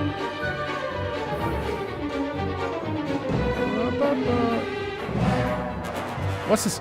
What's this track? What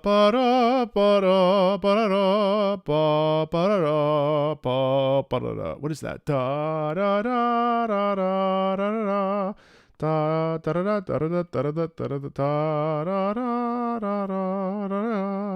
da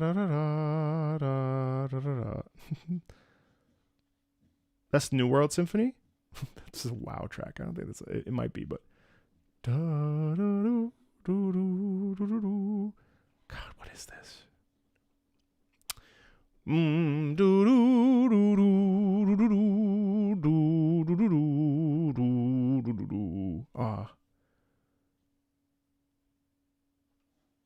Echoes of the Past. Well, I must borrow it because it's actually that's a I think it's Brahms.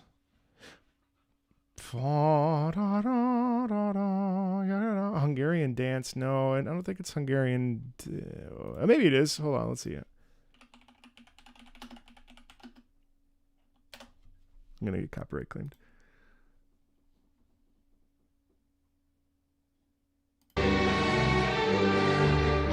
Yeah.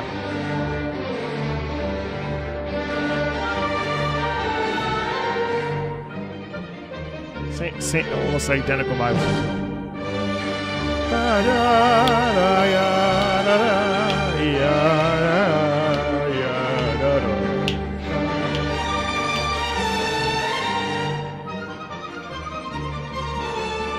All right, now listen back. Let's go back.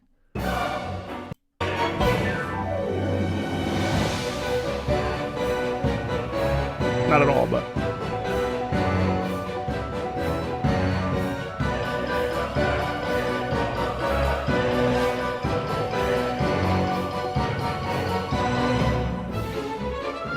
just a little.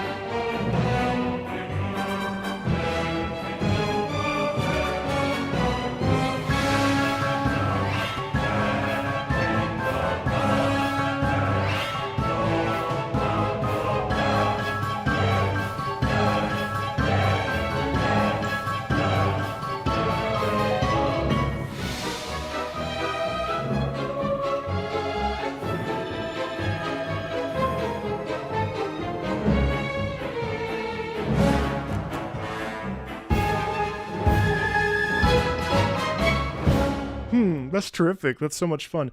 That really, I please continue to give me more of this, because I don't know that I'll ever find time to play Wrath of the Righteous, but the Pathfinder stuff is really intriguing to me. And that theme was both playful, but also had a little bit of like, oh, this person will stab you in the back if you're not careful. They'll, be very silly to you in your face, but then they'll turn around. So, and then just be like, you know what I mean? Really interesting.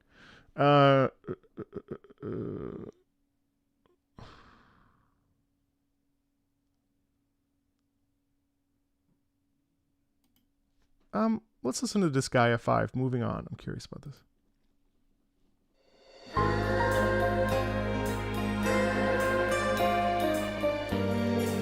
Instantly gives me Monaka vibes.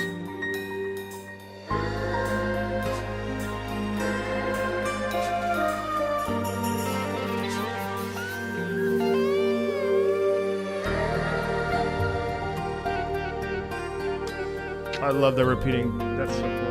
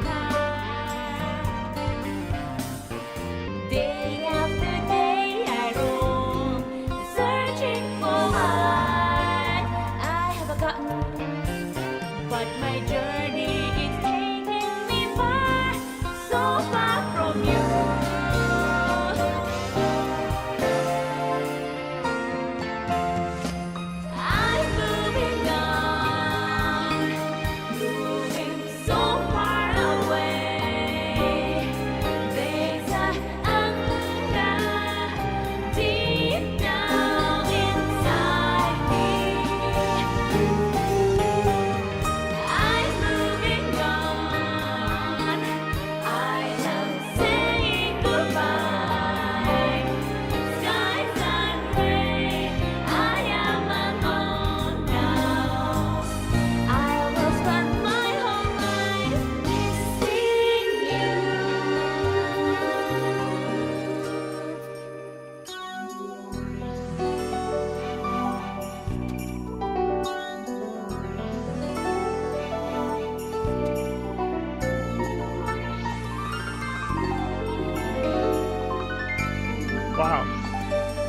really pretty.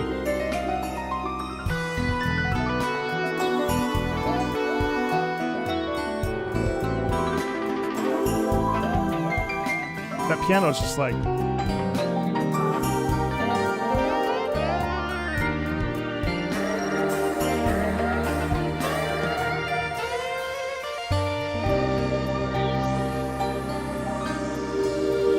Keep your head up. People say they don't know me. With an echo of the past, it's only getting harder. Bye, Zev. Time and again I say, what is the point? Where am I going? 'Cause my wandering's taking me far, so far from you. One day, someday, I reach my journey's end. Zav, I just listened to Terran 1, so try something different, by the way.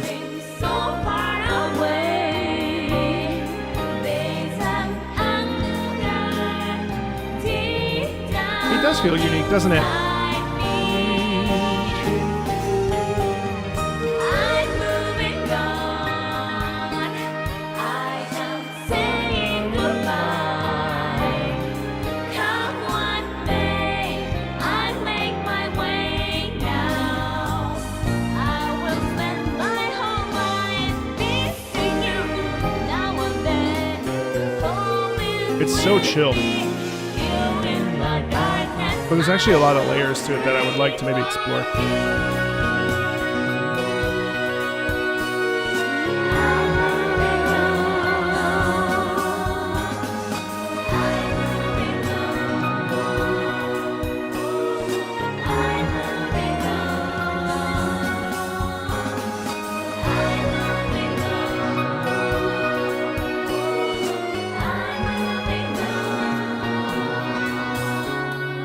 I'm moving on.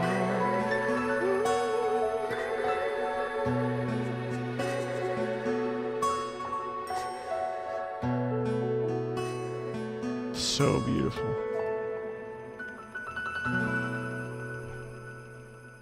That's so pretty.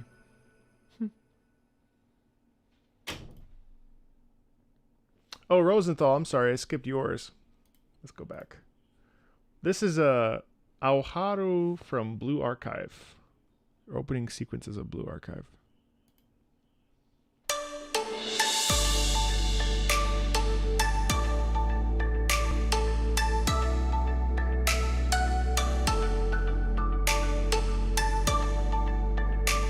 I have to say, I've been pretty impressed by Blue Archive's music.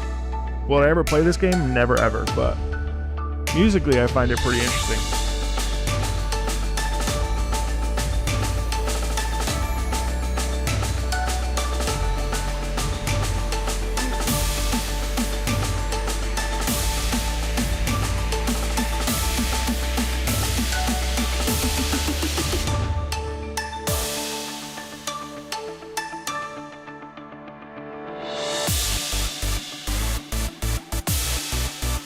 There's a lot to like musically, actually. It's a pretty diverse OST package here as well.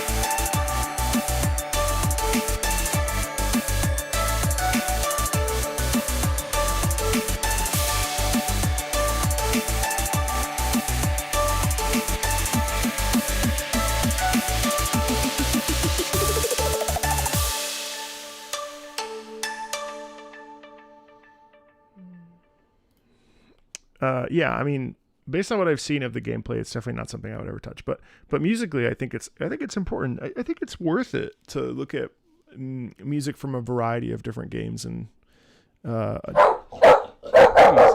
Christ. What is your problem? Oh, you're gonna...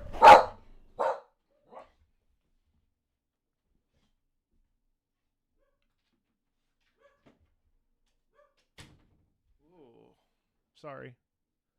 Sorry about that. Hope that didn't hurt your ears as much as it hurt mine.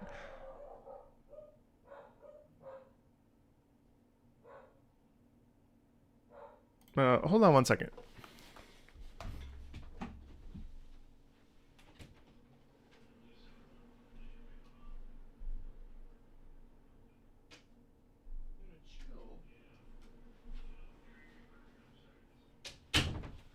Oh, I left it on the sheet. It's okay.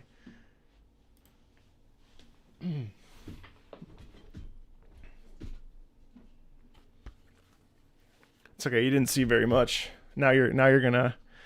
Everyone's not even watching right now. They've all rewound to see what's coming up so they could know whether they should leave or not. Let's listen to Silent Hill 4, Room of Angel.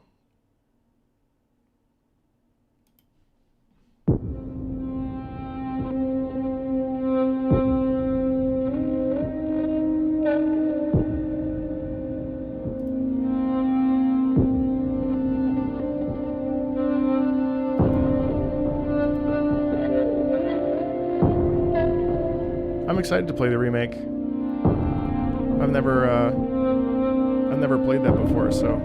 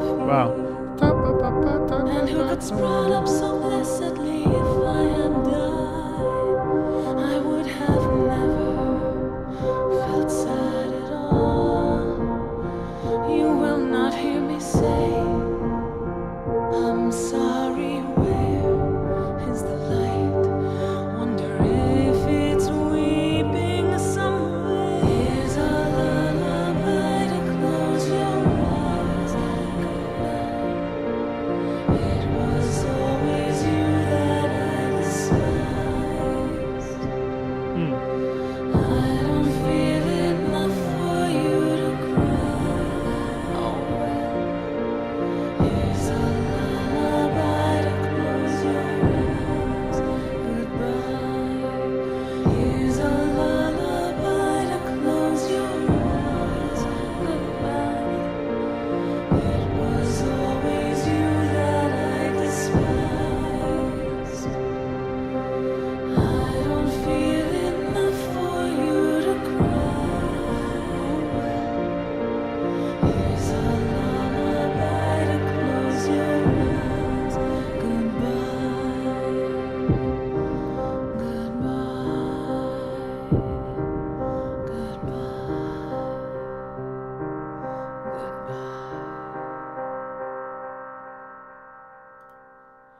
Oh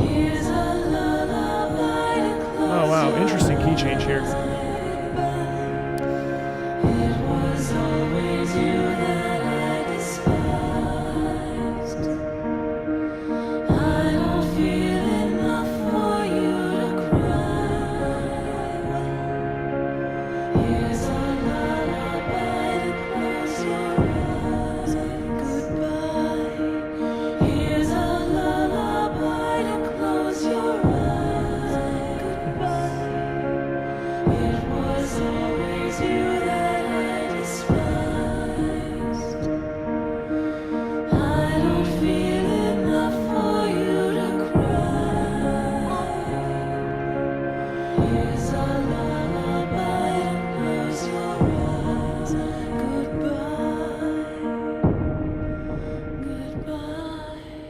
Ooh, so much sadness in that voice.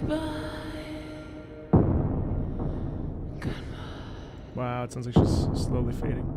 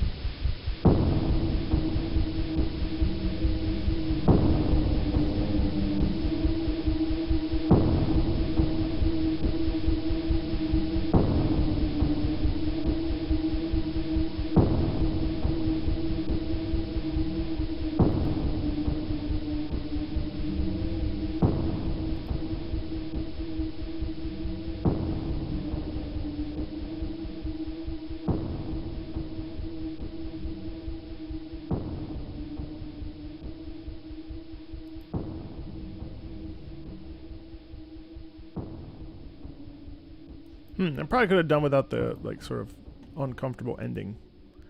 But what a haunting piece. Very, very, very, very personal and very obviously tragic. It's cool. Edge of the Future from 13 Sentinels Aegis Rim. Nice. I have to keep playing this. Hopefully this weekend if I can find time.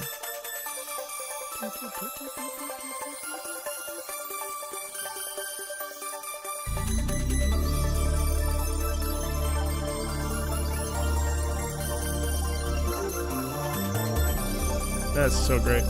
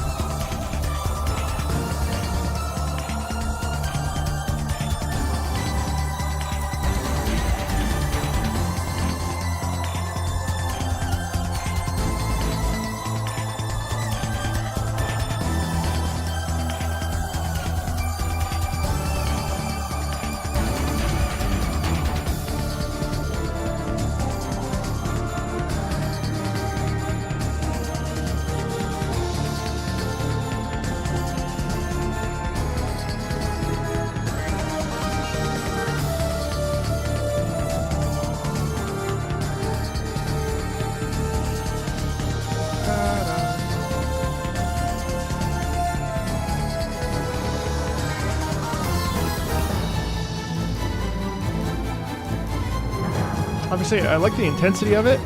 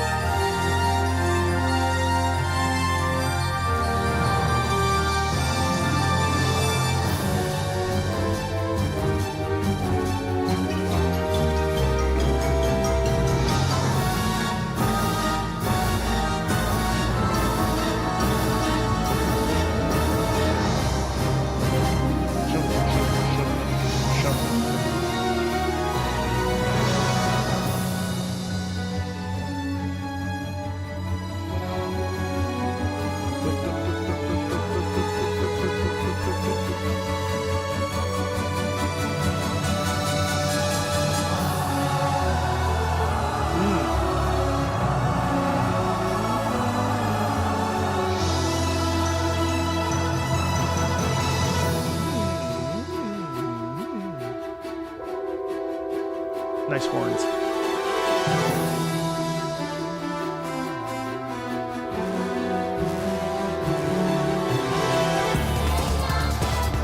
Whoa, cool switch.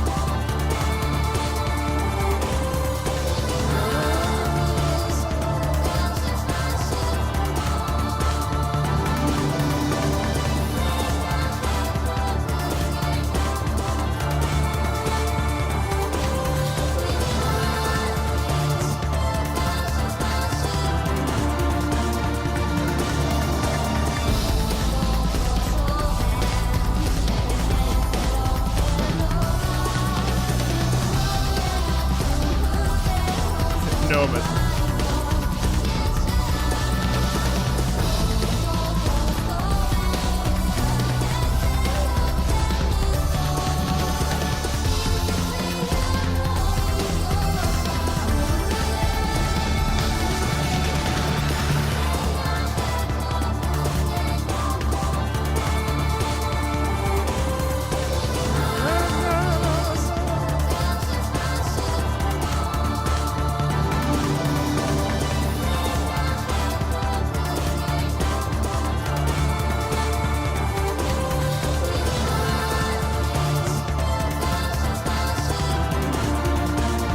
I like the chorus so much in here.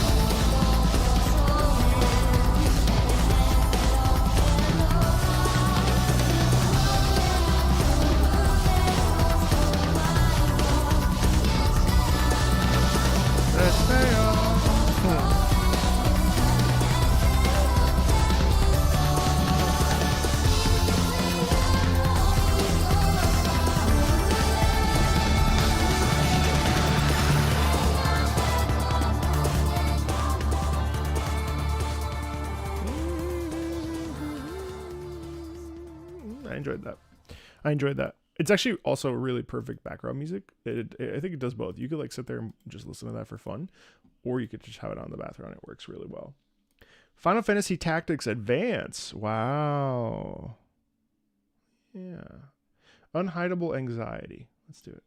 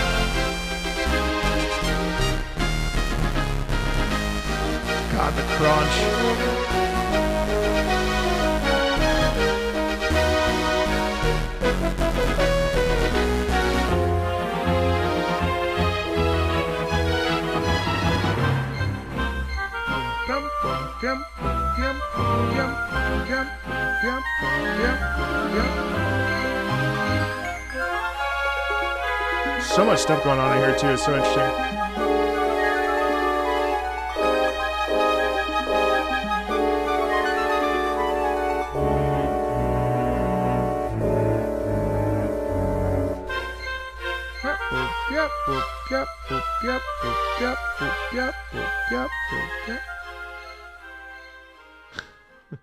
Short and sweet, and also like just genuinely like a really interesting piece that feels just very classically based. It's cool. Tearaway, I've heard of this game. Gibbet Hill, Lament and Hornpipe. As the summer season ends and as the autumn begins, here's a track that perfectly encompasses the moment when the sun rises just over the horizon.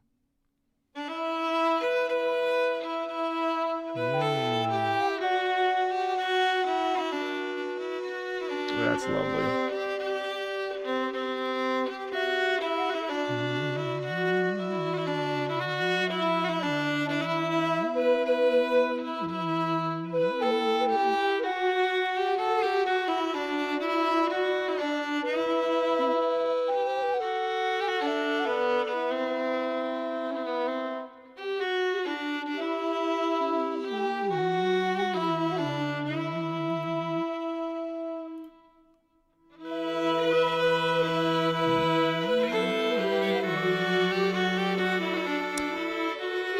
It's a little sad, isn't it? A little somber in there.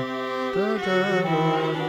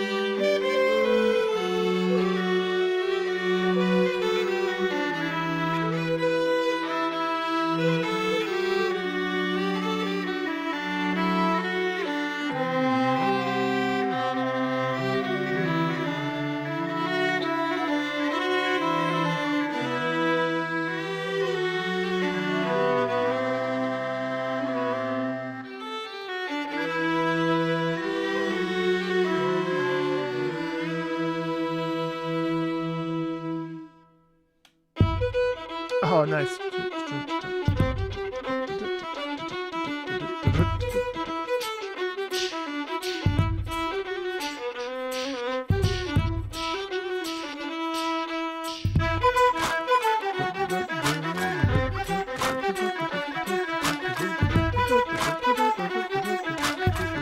Definitely Celtic, yeah.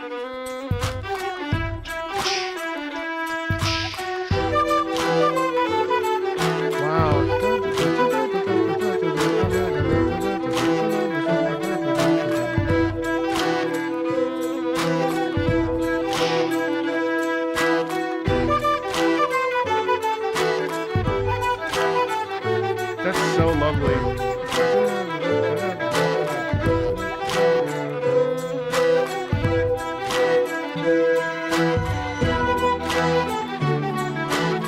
Nice harmony there.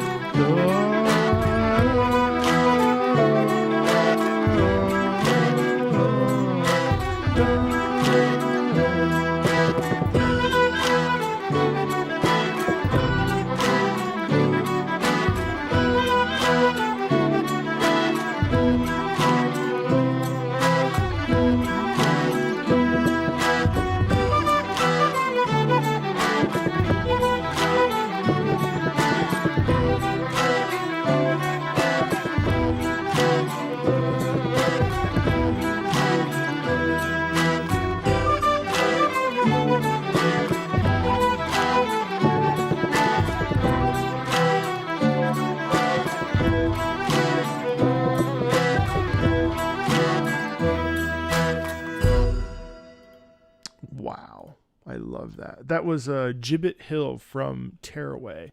Such an interesting sound, and obviously this is what I mean when I say like folk sound. Very much something in line with like something that you would just happen upon that was not composed. You know what I mean? It's really interesting.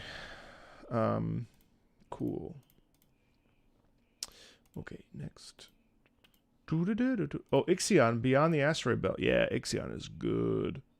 Good soundtrack. Guillaume David, same guy who did Children Mechanicus.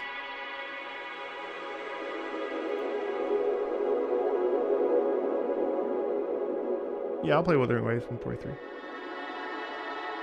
I will.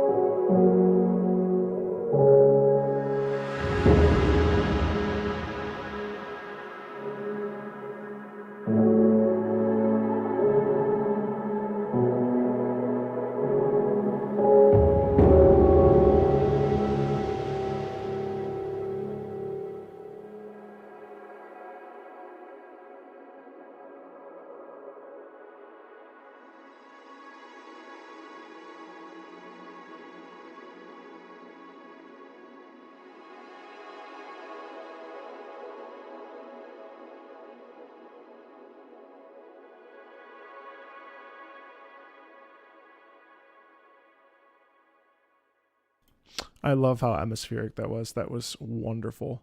It's so cool how we like create a sound of like being in space with the real gentle piano and stuff.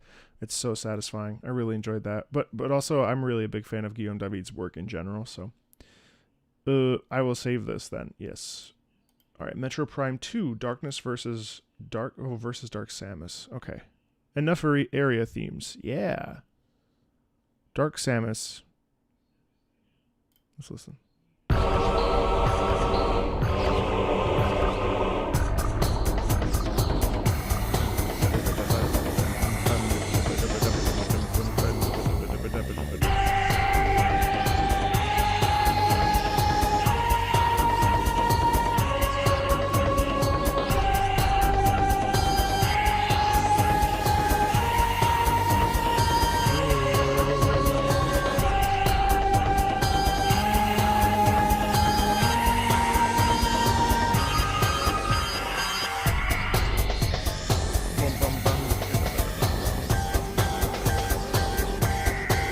the alarm.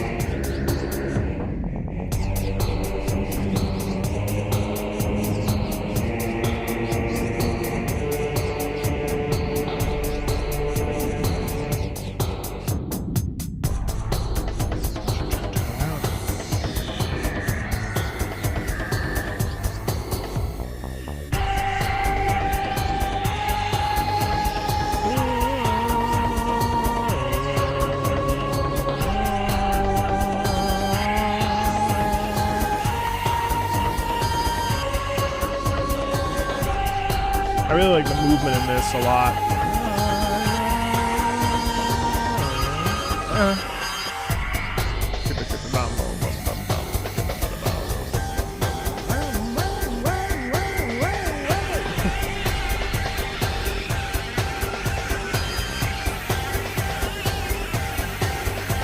The distortion is interesting too.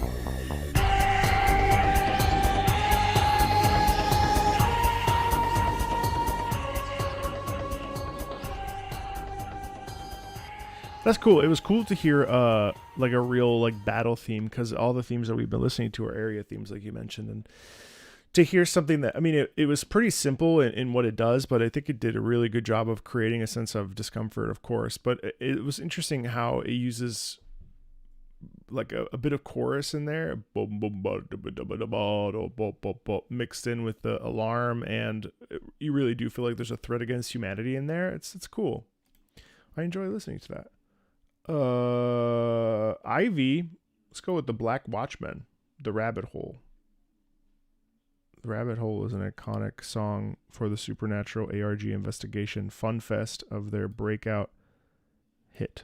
Okay.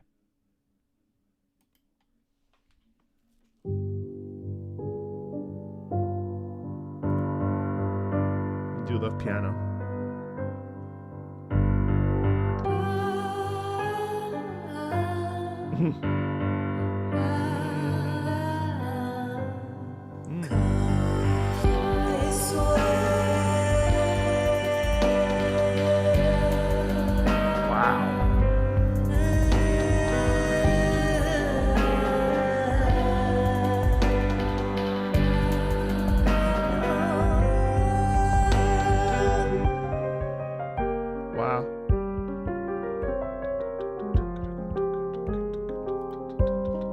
I love piano pieces so much. Beautiful singing.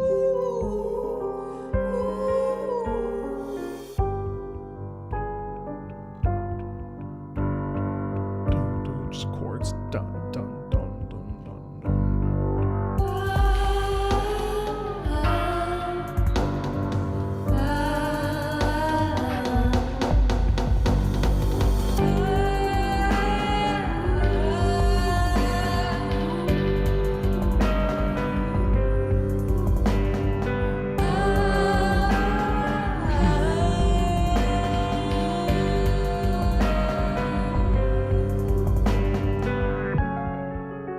Lots of little shifts here, even though it's such a short piece. It's only a minute and 30 seconds.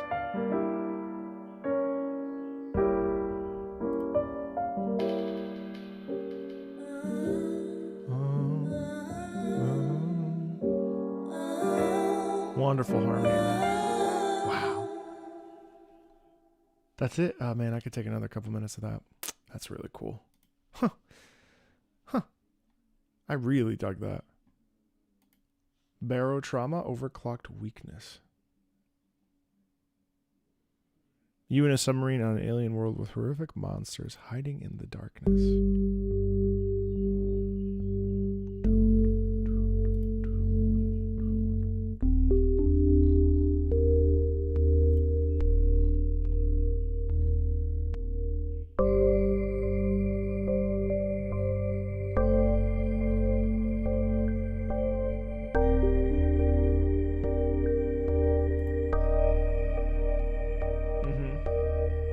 I could hear this being in the depths of space, of the ocean.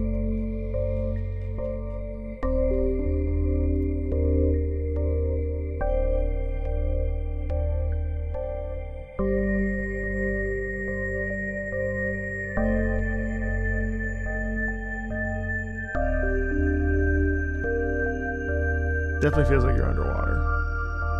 Or in space, really.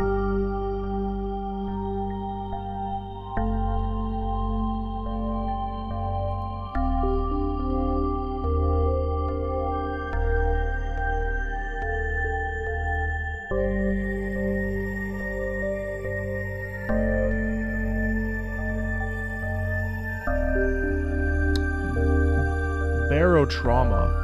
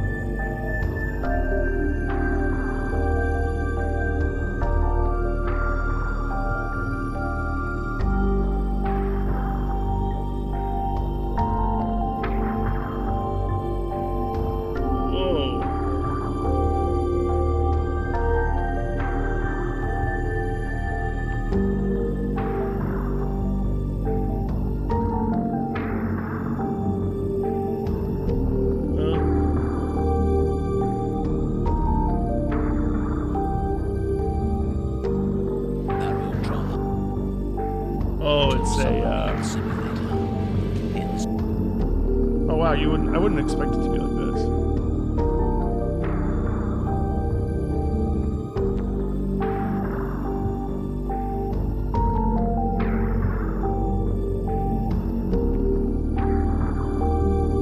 It's very evocative though, my gosh.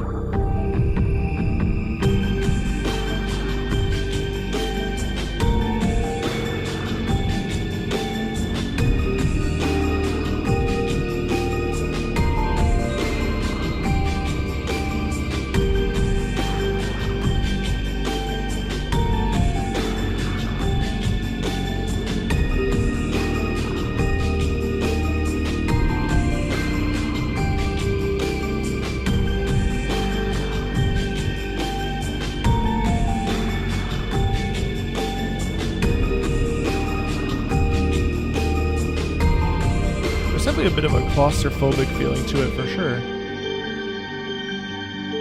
right? A slow, like, sort of crunching descent.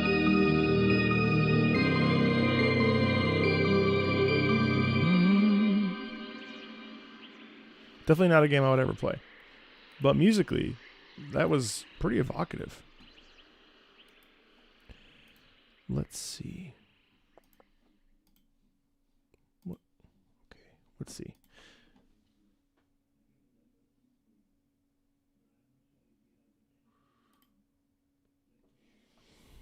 Mario and Luigi Dream Team.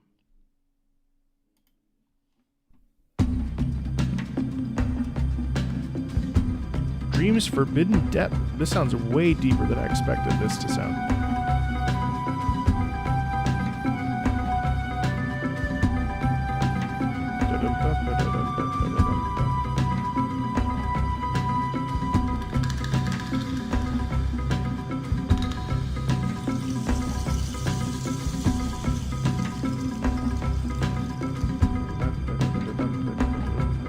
Wow, why is it so serious?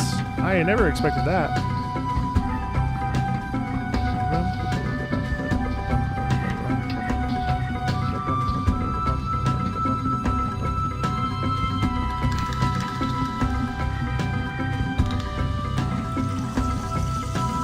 One of my favorite games as a kid. The whole premise of this game is that you are able to enter into Luigi's dreams.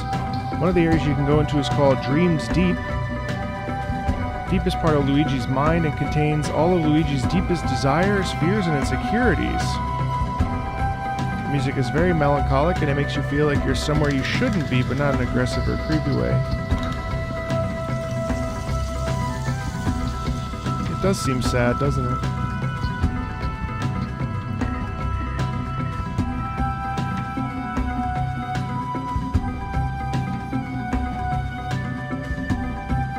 I like how the rhythm is in sync, but then we also have this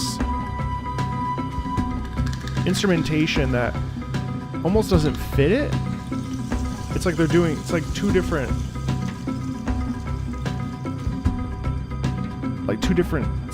structures.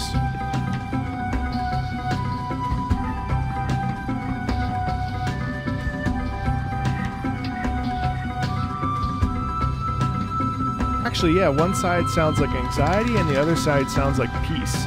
So they're like both existing at the same time. That makes sense, actually.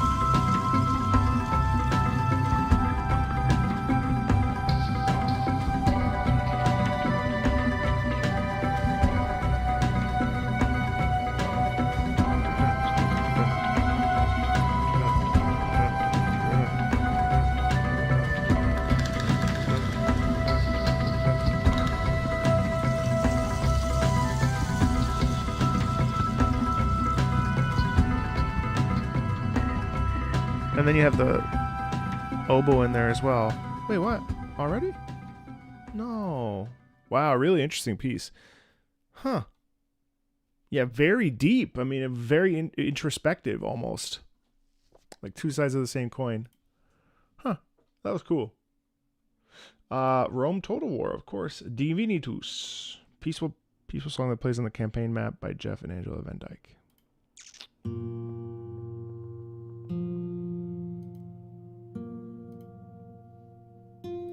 Oh, just going up in the sky.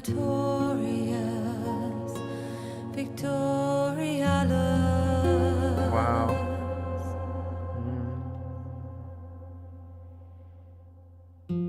Erastus necessitas.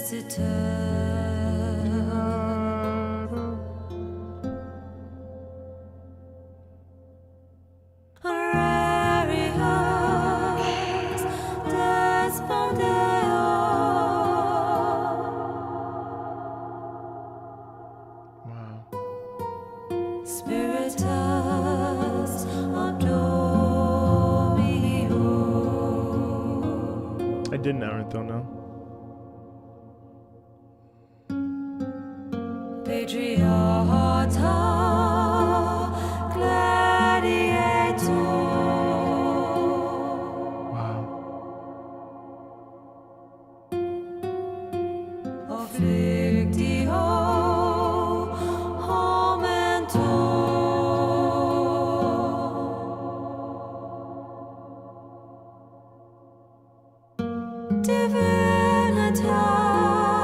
This is what a fantastic harmony.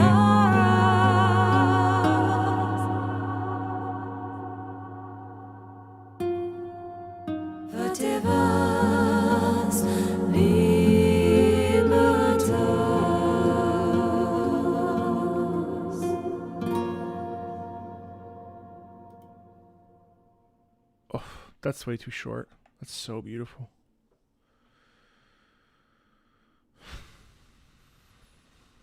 It's so pretty. Darkest Dungeon. Bloodletting of the Crimson Court. Vampires are depicted as mosquitoes instead of bats, as is tradition, in the track incorporates that into the sound.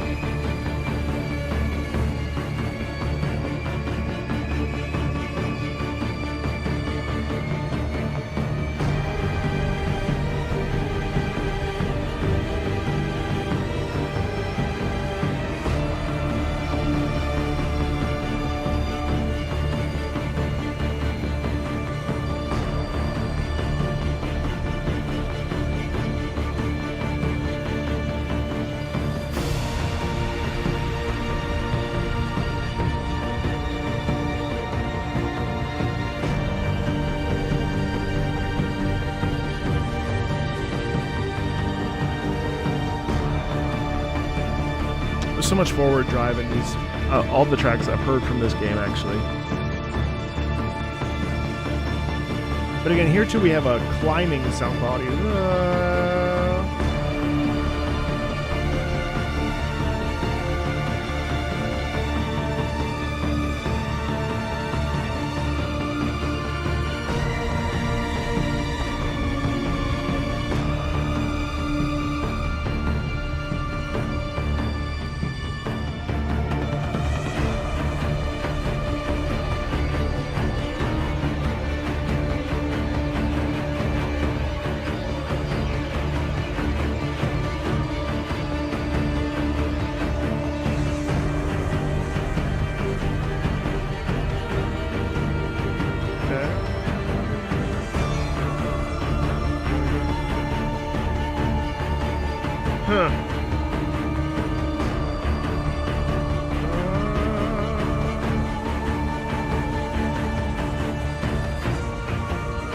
It's cool. We had the soprano. This sounds like the there was another piece. Oh, the Honkai Star Rail piece where we had the soprano over top like this. It's incredibly effective.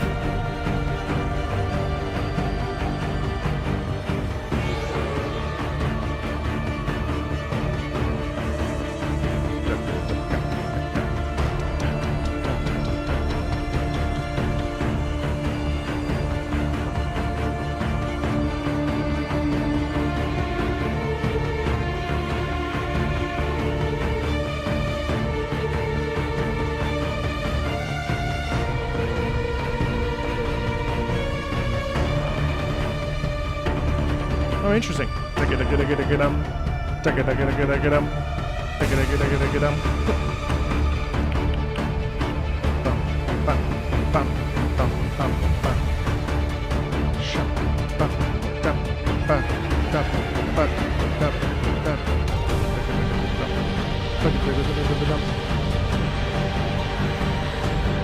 Ah, okay.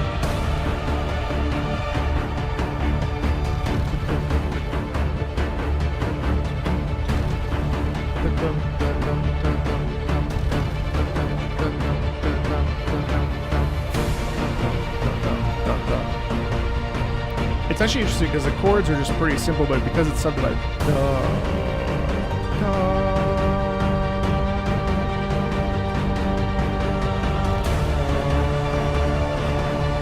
one, 5, 1, 4.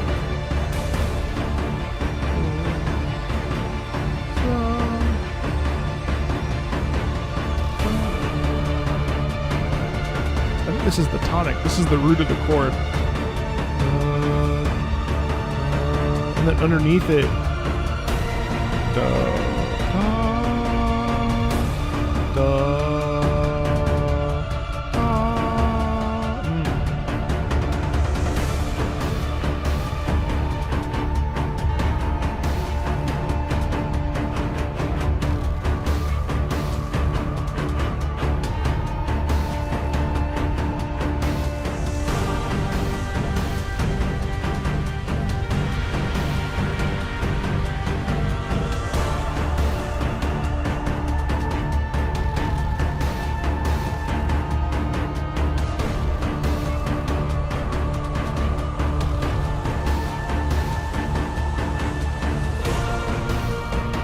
I wonder if the mosquito sound quality isn't represented by the sort of pulsation here.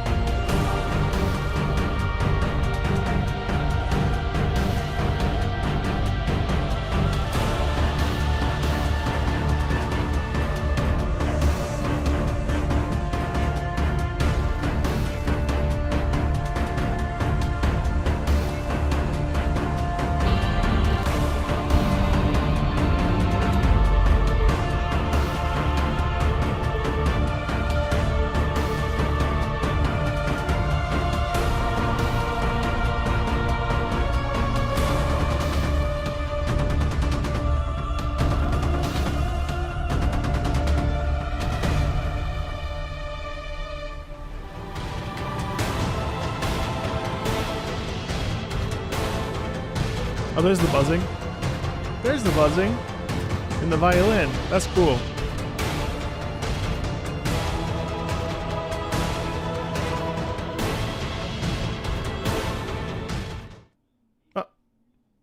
Oh.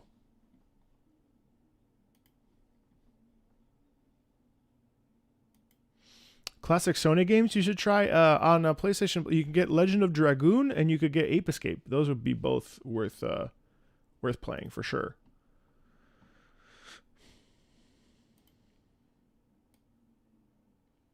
It's 2:00. All right, everybody. I'm so sorry. 2:00 is on the dot, and I have a session in 2 hours, so I'm gonna go and stop right there. I just wanted to say thank you so much for these awesome tracks today. We got through. How many songs did we get through? We got through 40.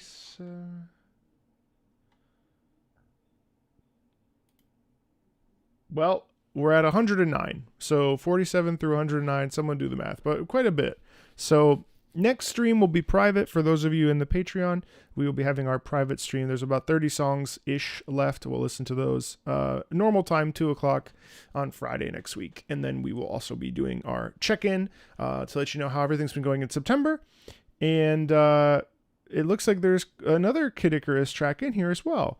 So thanks everybody for coming to hang out and just listening to music. Again, these streams are really just about like having a good time listening to music, very low key, very casual, basically like a radio or a DJ hour, if you will, called in by you. So, I appreciate you supporting the channel as always, for those of you that are in the Patreon, and also just supporting the channel by coming to the live stream, because that makes a lot of difference. So thanks a ton. I will see you next week. So next week, Monday's Black Myth Wukong all day.